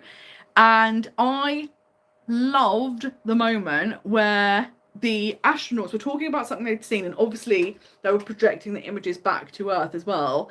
And then the I don't know the official title of the person, but the person, like the mission controller, she was like, amaze, and I was like, it's happening, we're doing a crossover between them, and it was just so good. Oh, thank you so much for joining us, Jose. It's been such a joy to chat to you again. Thank you so much, and have a lovely night's sleep. And I also hope the heat wave is going away, because it's just absolutely terrible. And yes, cinema prices are more than Disney, particularly when it comes to snacks. I'm just like, guys, what is this? And I'm lucky that I can get offers for cinema tickets. So I'm quite lucky that it's not like astronomically expensive. However, it is starting to creep back up, because you know when they made cinemas really affordable for a while, because like no one was going to the cinema, and then more people started going to the cinema, so they went, oh, let's start charging more. And I'm like, guys, people are going to stop going to the cinema again because you're making it too expensive now. Is not. Oh my god, I have to tell you something which was brilliant though. So my local View Cinema recently got an epic screen. So basically, it's the biggest screen on the South Coast, and it has enhanced audio and enhanced colours on the screen. And when you walk in, it's wonderful. Like, they've got all lights on the walls and a big sign that says epic. And no one was expecting this. Before the film starts, this poor young girl that works at View, they made her stand in front of everyone. They put a spotlight on her and they gave her a microphone and she had to introduce the film. And you could tell she was like dying inside. And then afterwards, people didn't know what to do because we've never experienced this before in a cinema. I've never had someone introduce a film. So some people were like, clap. They were like, do we clap? Do we clap? I feel bad that she was doing this. She was clearly uncomfortable. And it was so funny. But I was like, it was amazing. And I loved it. It was great. Although I have to say, the audio was definitely better. The screen looked exactly the same. Maybe my eyes just aren't any good anymore. But I couldn't tell any difference with the like visuals. But the audio was definitely like, the surround sound was really good. This is a great point. Disney value for money probably works out better in some ways. And that's the thing, isn't it? I always say this about Disney World. Disney World per day costs significantly better value and cheaper than Disney World. Disneyland Paris, sorry. But obviously, when you're there for a longer period of time, the flights are more expensive. That's what gets you. But yeah, per day is definitely cheaper. But yeah, you're so right. If you go to the cinema, a bag of Revels and a drink, and you need to remortgage your house, it's crazy, isn't it? It's just absolutely wild. But you're so right. Disney money isn't real money. And I think as well, I was saying this to people, I think you also, like, it changes your perspective of things. So there's a restaurant in London that I want to go to, and it's the first Michelin starred vegan restaurant. And I think it's either an 8 or a 10 course meal. And it's £75. And I was like, that sounds like a bargain. For a Michelin-starred restaurant, an 8 or 10 course meal, I was like, that does not sound expensive. It's €100 to go to a character dining buffet in Disneyland Paris. And the food's not that good. There's not many vegan options. But you do meet characters. But that's the thing. I think it's swayed because other people would go, wow, £75 is a lot to pay for a meal. And I'm like, it seems pretty good value to me. And it's like people, when they go on holidays, they'll talk about, like, they'll go on this, like, super lush holiday somewhere, and they say the price, and I'm like, oh my god, that sounds like a bargain. But obviously, it's the right price for what they're doing, but because it's cheaper than Disney, you're just like, it's absolutely wild, isn't it? It's just crazy. It's like sometimes, I mean, Disney World, literally, sometimes, depending on where people stay, a family of 4 can pay almost like the deposit for a house for a trip, which is wild when you put it in that, like, perspective. But it's messed everyone up, isn't it? We've got no concept of what's expensive, what's cheap anymore. It's just absolutely wild. I'm trying to think. Let me have a little look because I've got a feeling there is a question that I haven't answered. Oh no, here we go. Oh, this is a good question actually, and this is actually good for everyone, which would be amazing. What would your ultimate 2-week Disney World unlimited budget trip look like? And this is a problem because if it's unlimited budget, there's no all bets are off. I would say for me, my dream Disney resort, I would love to stay at a villa at the Polynesian Resort, like the water bungalows, and also at Wilderness Lodge, the Copper Creek lodges as well. So I'd probably do a split stay between those 2 resorts because I'd be like, someone else is paying for this, which would be amazing. That would be the absolute dream because they just look like such lovely resorts. I would love to go to Victoria and Albert's. It's like definitely a bucket list thing. Really expensive, really difficult to get a booking, but it's also that thing of like, it's just such high end, like it's obviously a Michelin starred restaurant, but stuff like what's really good is if you are vegan and stuff like that, they will kind of make a menu around you, which I think is unbelievable. Like, it's really impressive. And I just think that would be such a fun experience and something so different. Because obviously there's amazing restaurants at Disney, but to go, the fact that there's a Michelin starred restaurant is absolutely wild. I'd also love to go to Takumi Tay, which is a fine dining restaurant in Epcot. And again, that's like an 8-course Japanese menu. And it looks so good, but it's really expensive. But I'd love to indulge in that. I think I would probably I might do the firework dessert pie from Geo82, because not being to Geo82, that's something I'm going to put on my 40 for 40 list. Because I think that'd be really cool. That it looks beautiful inside with the kind of spaceship theme. It's an adult only bar, which sounds amazing. But the fact you could see the fireworks from there, I think that would be fun to kind of do one of those experiences. If it's unlimited money, someone's signing up for Club 33. Because that experience, I think, would be incredible. The downside with that, there's a very long waiting list. So how long is this unlimited money lasting? Because we might have run out. But that would be something really fun. A VIP tour. I think that would be really exciting to kind of... Because you get to go backstage. That's one of the things I think so exciting. When you get to see areas of the park that no one else gets to experience. And you will have an amazing cast member that's going to be super, super knowledgeable. I think that would be so much fun. What else would I do? Because this is the problem. It's all of the things. Oh, I'd love to do the Wild Africa trek. That looks like really, really fun. I'm like, anything that I haven't done or is pricey, I would absolutely do. If it's on someone else's dime, we're all going mad. We're just doing all of the fun things. I think doing like one of the, renting one of the little boats and going around Seven Seas Lagoon looks so much fun. I think that would be really cool. I think that would be fantastic. I did love doing the fireworks dessert party for Happily Ever After, and I would absolutely do that again. I thought that was so much fun. What would everyone do? Look, yeah, this is the thing. If it's an unlimited budget, I'm asking them to pop a bed in the castle. See, this is the thing. Like, the castle, the Cinderella suite, money can't buy. That's the problem. You can only ever stay there if you win a competition. Sometimes cast members, if they've like done excellent service and stuff like that, they will get to stay there. So it's so hard, and that's the thing, isn't it? If you could buy that, you would. I think one of the most amazing things Disney World ever did was the Year of a Million Wishes. I think that's what it was called. And it was all incredible things. I remember seeing a video of someone, and they pulled the sword out of the stone. And then a cast member came up to them and they were like, oh, because you're the first person that's managed to do that today, you're getting a free night stay at Cinderella Suite. And they were like, tell us where your hotel is. We will get a car to take you there so you can get some things packed up, and then we'll bring you back. Incredible. Absolutely incredible. But the Year of a William Mission, oh my God. And it was loads of different things. They would do just really nice things for people. It wasn't all like big things like that. But I was just like, what a wonderful thing to have done.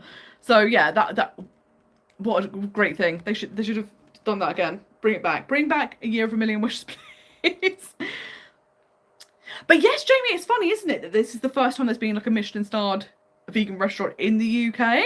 And yeah, it just looks so good. It's called Plates, and I'm like, I need to go immediately. It's so good. Oh, this is interesting. What's the most awkward, embarrassing experience you've had in a Disney park? And I think was something that was funny, and it's one of those things that, like, it was a bit awkward, but it was also funny. I've spoken about this before. I did a character dining meal. I did 1900 Park Fair, but back when it was Cinderella themed. So you got Cinderella, Prince Charming, Lady Tremaine, and Anastasia and Drizella. Fantastic. Me and Lady Tremaine got on like a house on fire. It was wonderful. And when I meet characters, I always try, if they're like face characters in particular, to have like say something about the film they're in, storylines, something that relates to them, rather than just like not knowing what to say. And I don't know if that's a good thing or a bad thing. I hope that they kind of like it because it's like a fun little interaction. I would never do anything that would be awkward or uncomfortable, or that they're not allowed to talk about, you know, like they're not allowed to talk about things in the real world, stuff. It would never be like that. But I was talking to Prince Charming. He came to the table and I was like, oh, my parents are trying to marry me off, And earlier on I saw Gaston, now I've come to meet you, going along that line of the story of Cinderella. And he went, oh, you'd better go and hang out over there with the ugly stepsisters. And I went, not so charming. Not so Prince Charming. I was just thinking it was so funny. And it's one of those things that it absolutely fit the storyline. And I think it's probably one of those things that afterwards, I know if I was a cast member, I would think, oh no, like, because the wrong person would take that the wrong way. And I did actually think it was quite funny because it made sense. But it was one of those awkward things where we were both like, oh no, we don't know what to say now. And I felt bad because I was like, I've brought up the storyline and he's gone along with the storyline and now we both feel awkward. But it was also quite funny looking back on it. And then it was great because me and Lady Tremaine were already pals, and then I think she came around again, so we probably got to slag off the prince, and it was brilliant.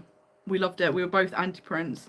I was asking her about Lucifer, her cat, and she was saying, I was saying, like, where's Lucifer? Why isn't Lucifer here? And she was like, oh, the prince doesn't let the cat in the dining room. And I said, I'm sick of him. Get rid of him. Bring the cat in. Get rid of him. And she was like, so then she like sat down at the table and she was like, oh, we must play crochet. And I was like, this is the best thing that's ever happened to me. Like, we were having a fabulous time. So that was when the interaction went really well. And other times it can sometimes go wrong, but you take the chance, don't you? You roll the dice and you hope for the best. But it was very funny. But I'm always amazed with characters. I always find it even more amazing with fur characters, how much they can express and communicate just with body language. It blows my mind. But yeah, that was very, very fun. Jamie said, I'd say club level, Animal Kingdom Lodge for the first week, and then Beach Club second week, as those are my dream resorts with a VIP tour guide at each park. And it'd be a run Disney weekend and do a challenge. That would be so much fun. That would be such a dream. Like, amazing resorts, the VIP guide. And the Run Disney events do look really fun. Like, my birthday weekend, there is a Run Disney event. And there was a moment where I was like, do I sign up for a Run Disney event? Because I do think it would be really fun. However, even though it's January, I was so worried about... So I get migraines and I also can't control my body temperature, which is a terrible combination of things because one leads to the other. And I was thinking, one of the triggers for my migraines is sleeping at unusual times. So if I say get up super, super early, oftentimes I end up with migraine, which is why I stopped getting the early flights to Disneyland Paris, actually. Because I used to do that and I'd always get ill by the end of the day. So now I get like an afternoon flight, fine. So I was thinking, Run Disney events are always really early because of the weather. Would that trigger a migraine? And then it's like, if I combine it with running in heat, 100% I'm getting a migraine. But it also looks so fun. However, do you know what I would love? If Run Disney events came back to Disneyland Paris. Because I'm like, oh, I might be able to deal with that a bit better because the weather I think I'd find easier. And where you're not fighting jet lag as well as getting up early. I mean, if you still had to get up at like 4 o'clock in the morning, I couldn't do it because I would literally still die. But they look so much fun. And the fact you get to go in backstage areas, people dress up, you get the medal, you get to meet characters along the way. Like, it just looks like such a vibe. So yeah, that would be amazing. Can you imagine? I always remember I loved watching a couple of years ago, Tim Tracker and Adam the Woo did a Run Disney event in Disneyland, and that looked really, really fun. But I think they did quite a long, I think they did like the half marathon, which, unless you're someone that already runs that kind of distance regularly, or you've been training up to, I think that's really, really, really, really tough. So it was great to see their experience, and yeah, it's just so fun that they have them, and I just wish they would come back to Disneyland Paris because that would be so much fun as well. Love this. Mine was on Peter Pan when I got my French numbers muddled up, so I stood on the wrong number, but the cast member told me I was on the wrong number and asked me to go to the correct one, and I ended up on a row with 2 other adults. Very cozy. I don't think they were best pleased. And this is the thing, isn't it? That's so easy to do, and then you're just like, yeah, we'll just all sit together then. And it's so difficult, isn't it? It's just the worst. I'm like, oh no. But yeah, it's funny, isn't it, when you have these little moments, because it's like inevitable at some point there is going to be like a little awkward moment. And it's like, oh no.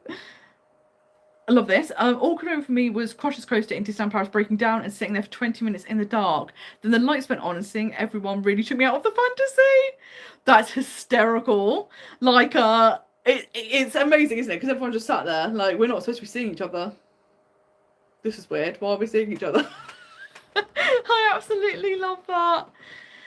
Hi Ollie, this is a great question. I have the Disney dining plan for our trip in January. Are Disney Springs restaurants included in this? So some of them are, because Disney Springs restaurants typically aren't owned by Disney, they have to sign up, and typically the restaurants sign up year after year after year. It's very unusual for someone to drop out. But what can be really fantastic is if you go on the Disney World website now and you go on the dining page, you can already filter out restaurants based on dining plan, so quick service dining plan or the full dining plan, so you can see all of the restaurants that are included, and typically for next year they are going to be the same as well, so you can see everyone at Disney Springs, and it's a lot of restaurants at Disney Springs that do partake. It's very unusual for restaurants not to, so do go check that out, and then you can see the full range of all of the restaurants on offer to you. And yeah, I'm so glad that everyone kind of knows this is good.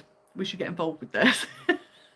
And it's very, very exciting that you're going in January as well. And yeah, it's just so fun, isn't it? Planning where you're going to dine. I genuinely think it's such a fun part of the trip, is working out like who serves the food you like. Maybe there's like a fun theme. Maybe it's a character dining meal. Like, it's just wonderful. It's so good. Oh, I love this. You've reminded me of an awkward experience on Crush. I got on from the disabled queue, which is the opposite side to the single rider, and I went to sit all the way across, not realizing I needed to sit on the side.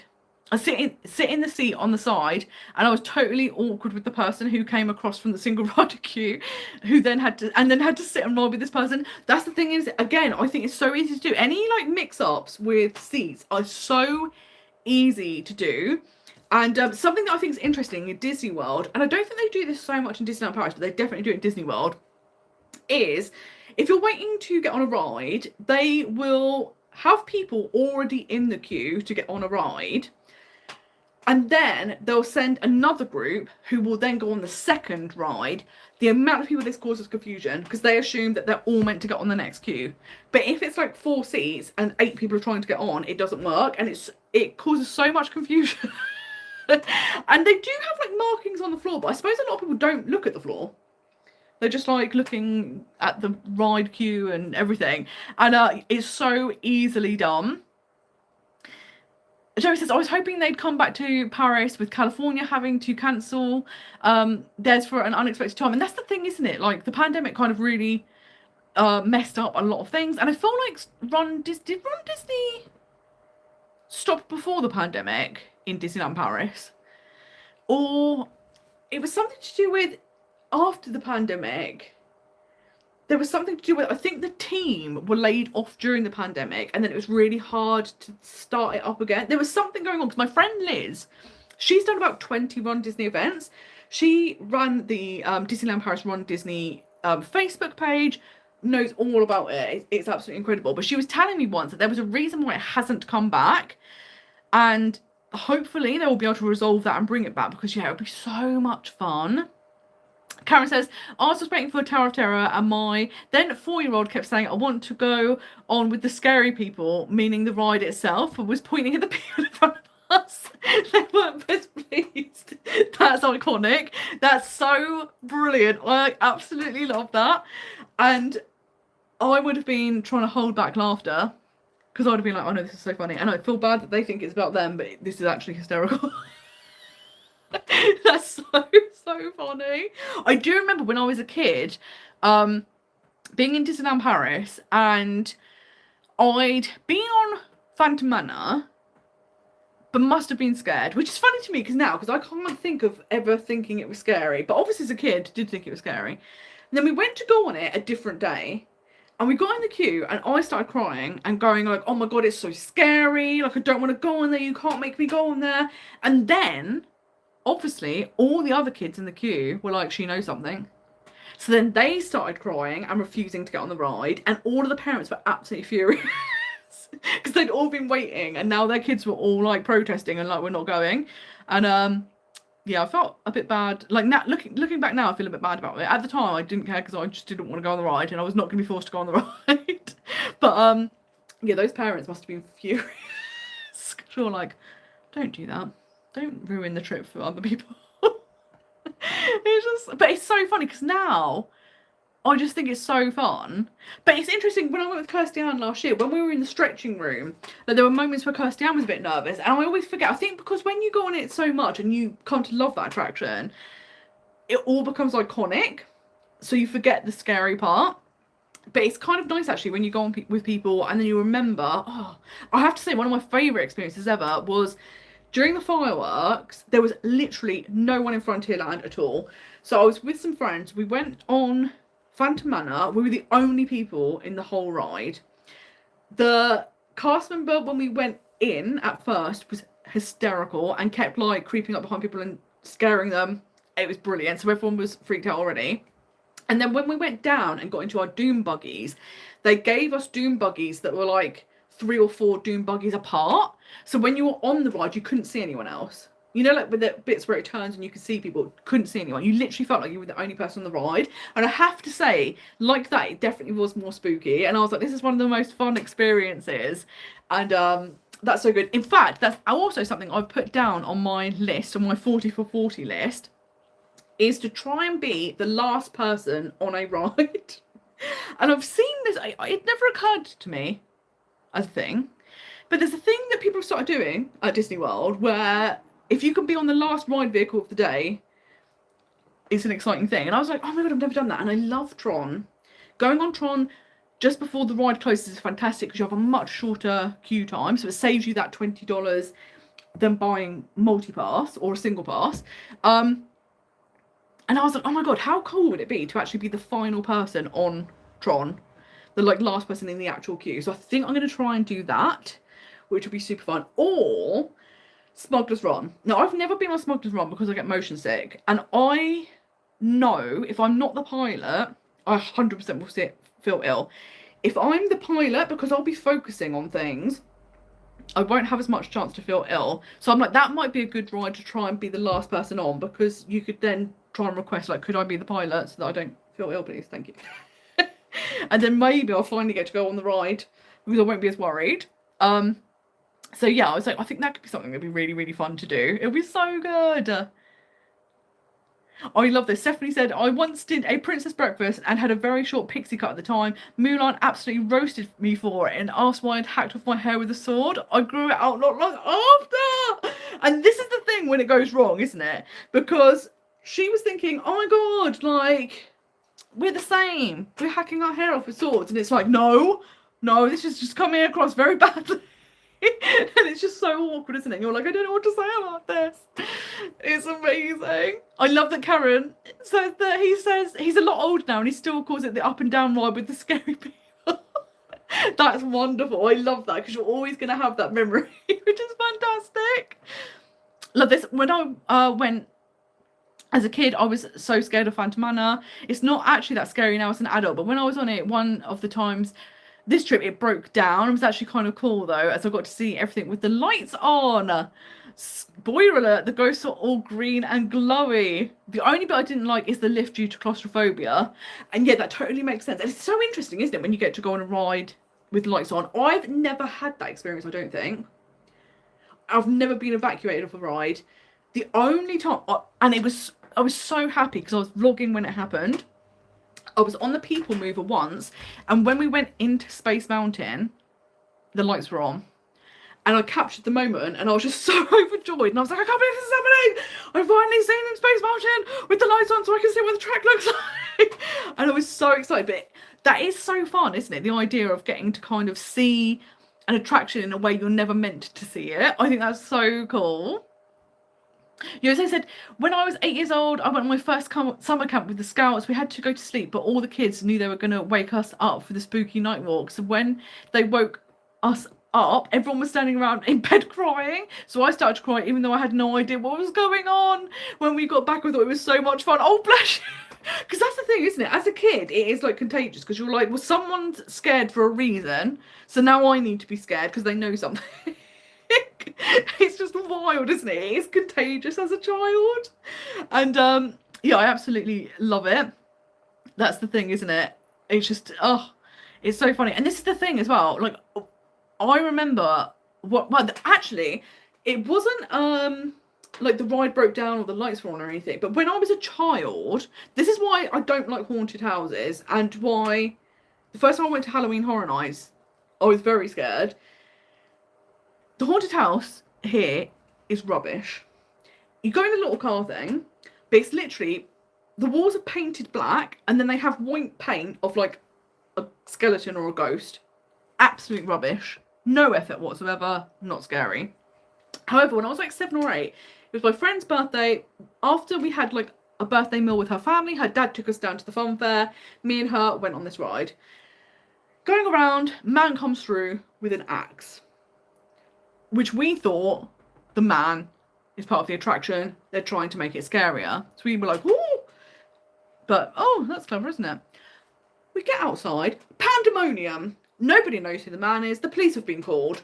So now, that's why I don't like haunted houses. Because I'm like, well, what if there's someone in here that isn't meant to be in here? And but the thing that's sad is the first time I went to Halloween Horror Nights, I was screaming, I was ducking, I was terrified, I was looking through my fingers. But afterwards, you get that rush of adrenaline and you're laughing, and I loved it. When I went last year, I've become too brave. And I didn't get half as scared, and it was sad. And I want to be less brave now, because I kind of loved the actual fact of being scared, and I don't like the fact now that I'm not as scared.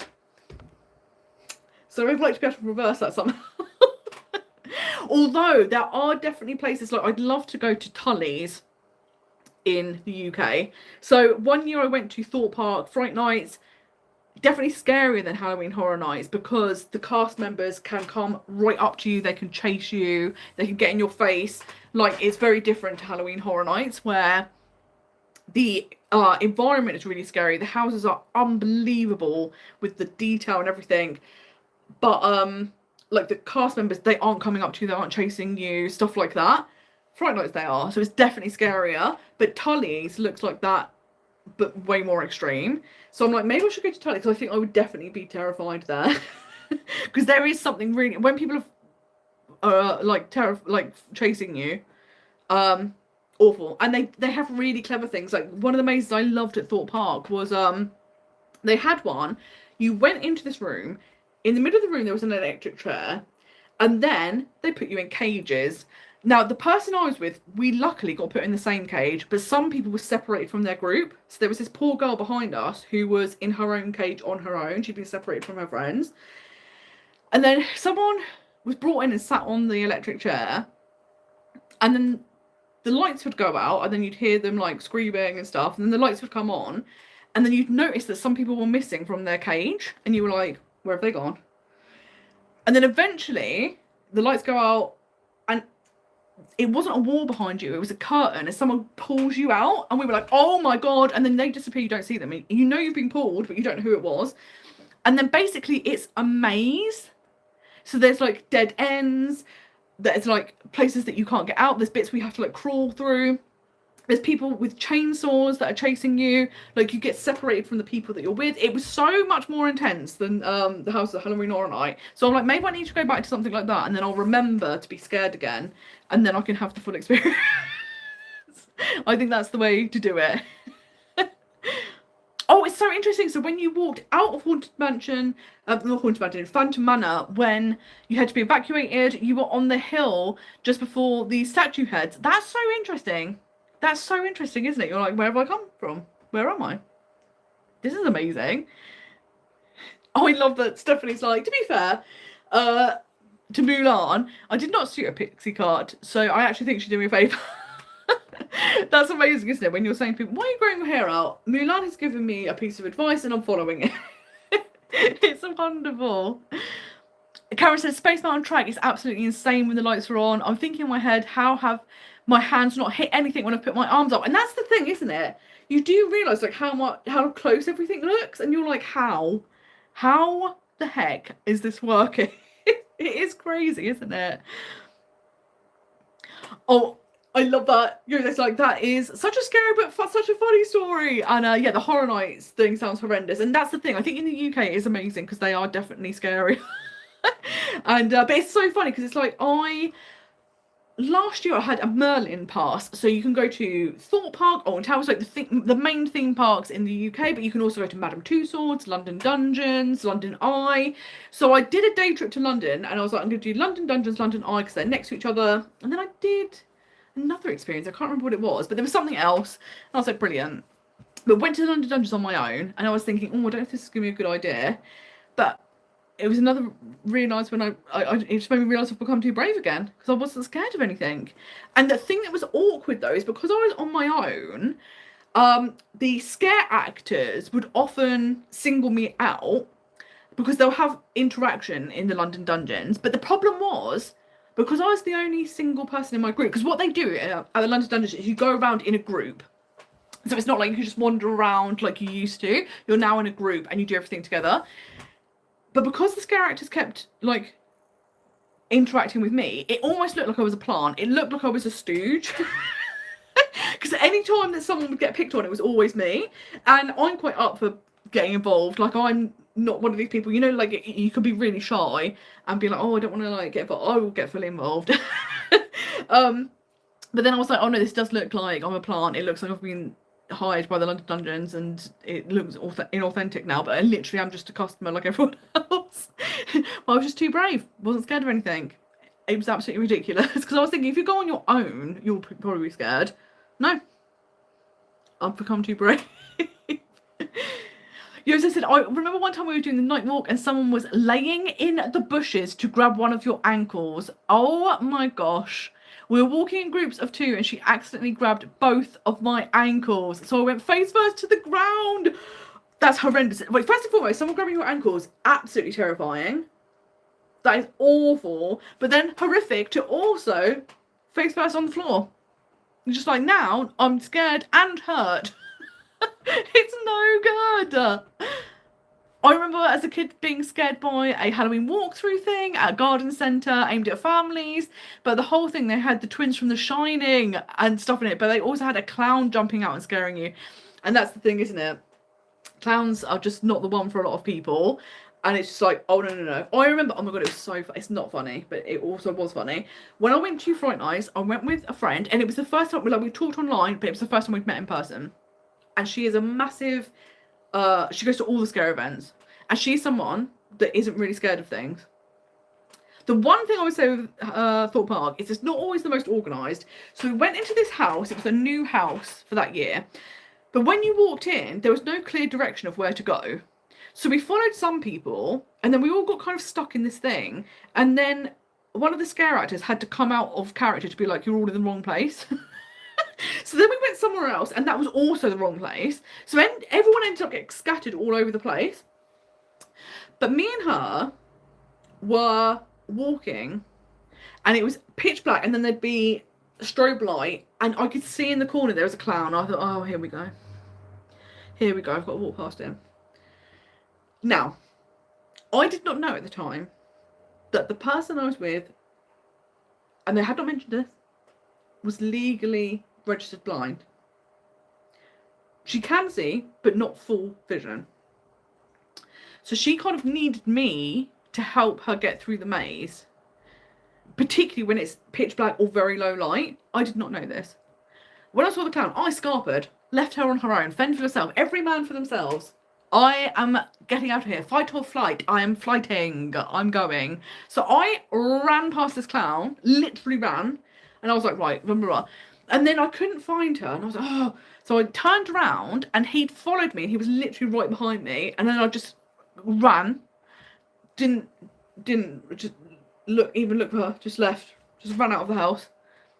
And then afterwards she was like, if we could not do that because I can't actually see. And I was like, well, what do you want me to do when I'm potentially about to be murdered by a clown, which I know is not going to happen, but my body apparently can't tell the difference.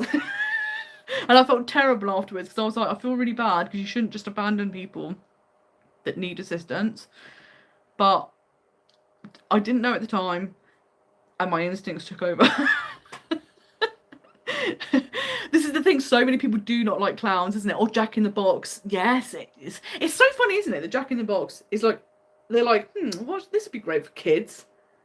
Get a little baby a Jack in a Box, and I'm like, that would be like any sudden movement is going to scare a baby. I don't know why that was a kid's toy. I'm just like, guys. Oh my gosh, Stephanie used to be one of the makeup artists at Fright Night. It's probably my favourite job. It's amazing. I absolutely loved it. What an incredible thing to do. One of the things I keep saying, and I'm like, I don't think I'm going to move to Bedford, but I would love to be a scare actor at Halloween Horror Nights. And we know Halloween Horror Nights is coming to the UK. And I think it must be so fun. I remember once when I was a teenager going to the London Dungeons, but this was back when you used to just free roam. So you could go through at your own pace. It wasn't like now where they take you through in groups. And when I was a teenager, big time goth, and we were in the London Dungeons, and there was this section where people were like tied to walls being tortured, and I had like a little chain, you know, like a wallet chain type thing back in the day, and I was in all black and like, you know, like gothy makeup, so I like stood against the wall and like had the chain, and I was like, and there was, I feel terrible, this is terrible, I shouldn't have done this, I was a teenager and it was terrible. And there was a woman, she was like, wow, that's really realistic, and she was like right in my face, and then I was like, oh! And this poor woman, the life jumped out of her. She was absolutely terrified, and I felt terrible, but it was also hilarious. So being paid to do that sounds amazing. Although, that being said, hearing what the team members at Universal have to put up with at Fright Night, at Halloween Horror Nights, makes it seem less fun. It's one of those things that it sounds fun, but probably the reality of it is not as fun. But being a makeup artist in general, being able to do amazing makeup like that, absolutely incredible. And knowing that you're getting someone ready so they can go scare everyone, how amazing! I love that using! I got so scared one time that as a reflex I hit someone in the face. That was the first and last time I hit someone. And that's the thing, isn't it? Sometimes it is just your natural reaction. There's nothing you can do about it. And this is the thing, like, it is interesting to me because there's not, well, you hope there's not many circumstances in life where your like fight or flight instinct kicks in. And when you are in these incidents, even if they are manufactured in like a haunted house or whatever, your body can't tell the difference. So it is just doing its reaction. It's like, this is what's happening right now. Which is hysterical. But it's just brilliant. Absolutely brilliant. I love it. And this is the thing, like this year I keep thinking, would it be fun to do some sort of like scare attraction as a meetup? But so few people like scary things, so they're like, no. Because a couple of years I've been like, should we all go to like Fright Nights or Tully's Farm? People are like, no, and I'm like, oh, but I think it'd be fun. But I can totally understand as well, if you don't like scary things, it would not be fun. And it's that thing, I think, because this is the thing, like I said, I don't like haunted houses, but after the scare, I laugh. So it's one of those things that like, okay, I've been scared, but I laugh. Whereas I think if you genuinely are scared and you're just scared, there is no enjoyment to get from it. It's not worth going to.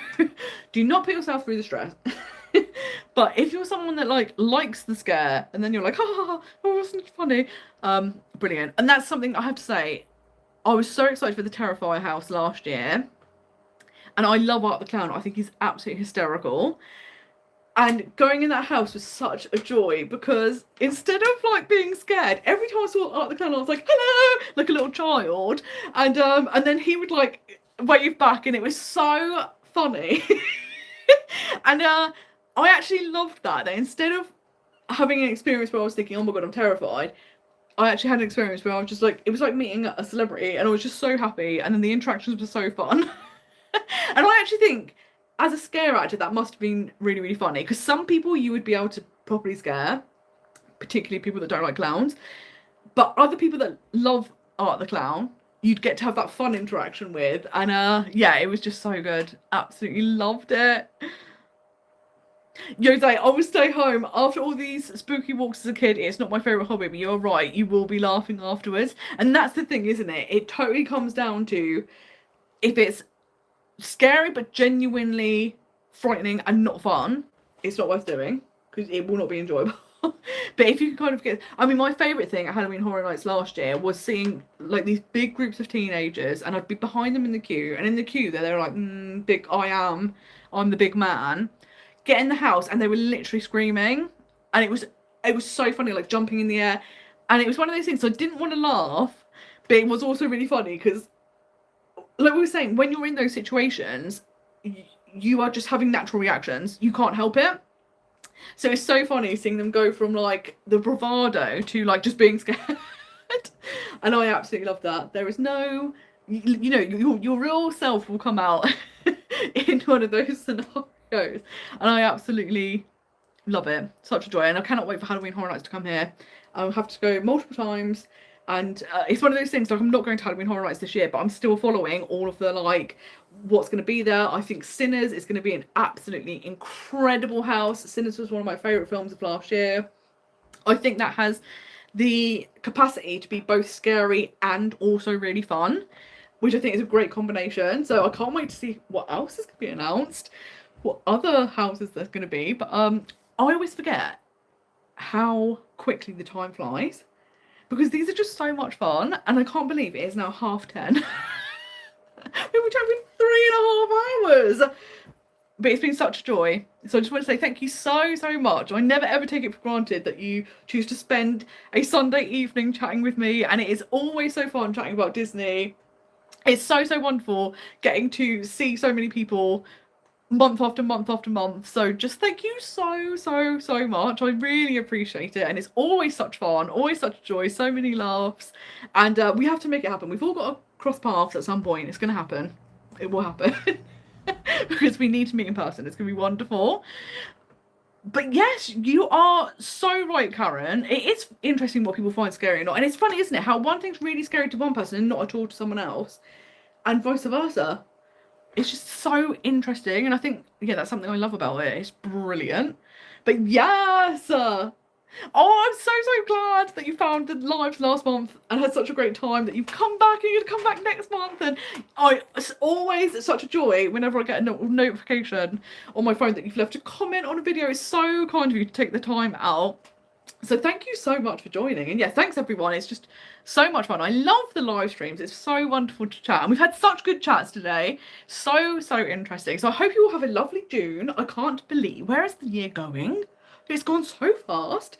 But yes, we will be back at the end of June, the last Sunday of the month, to chat more. And I hope you have a lovely time. I hope you get to see Toy Story 5. You have a great time.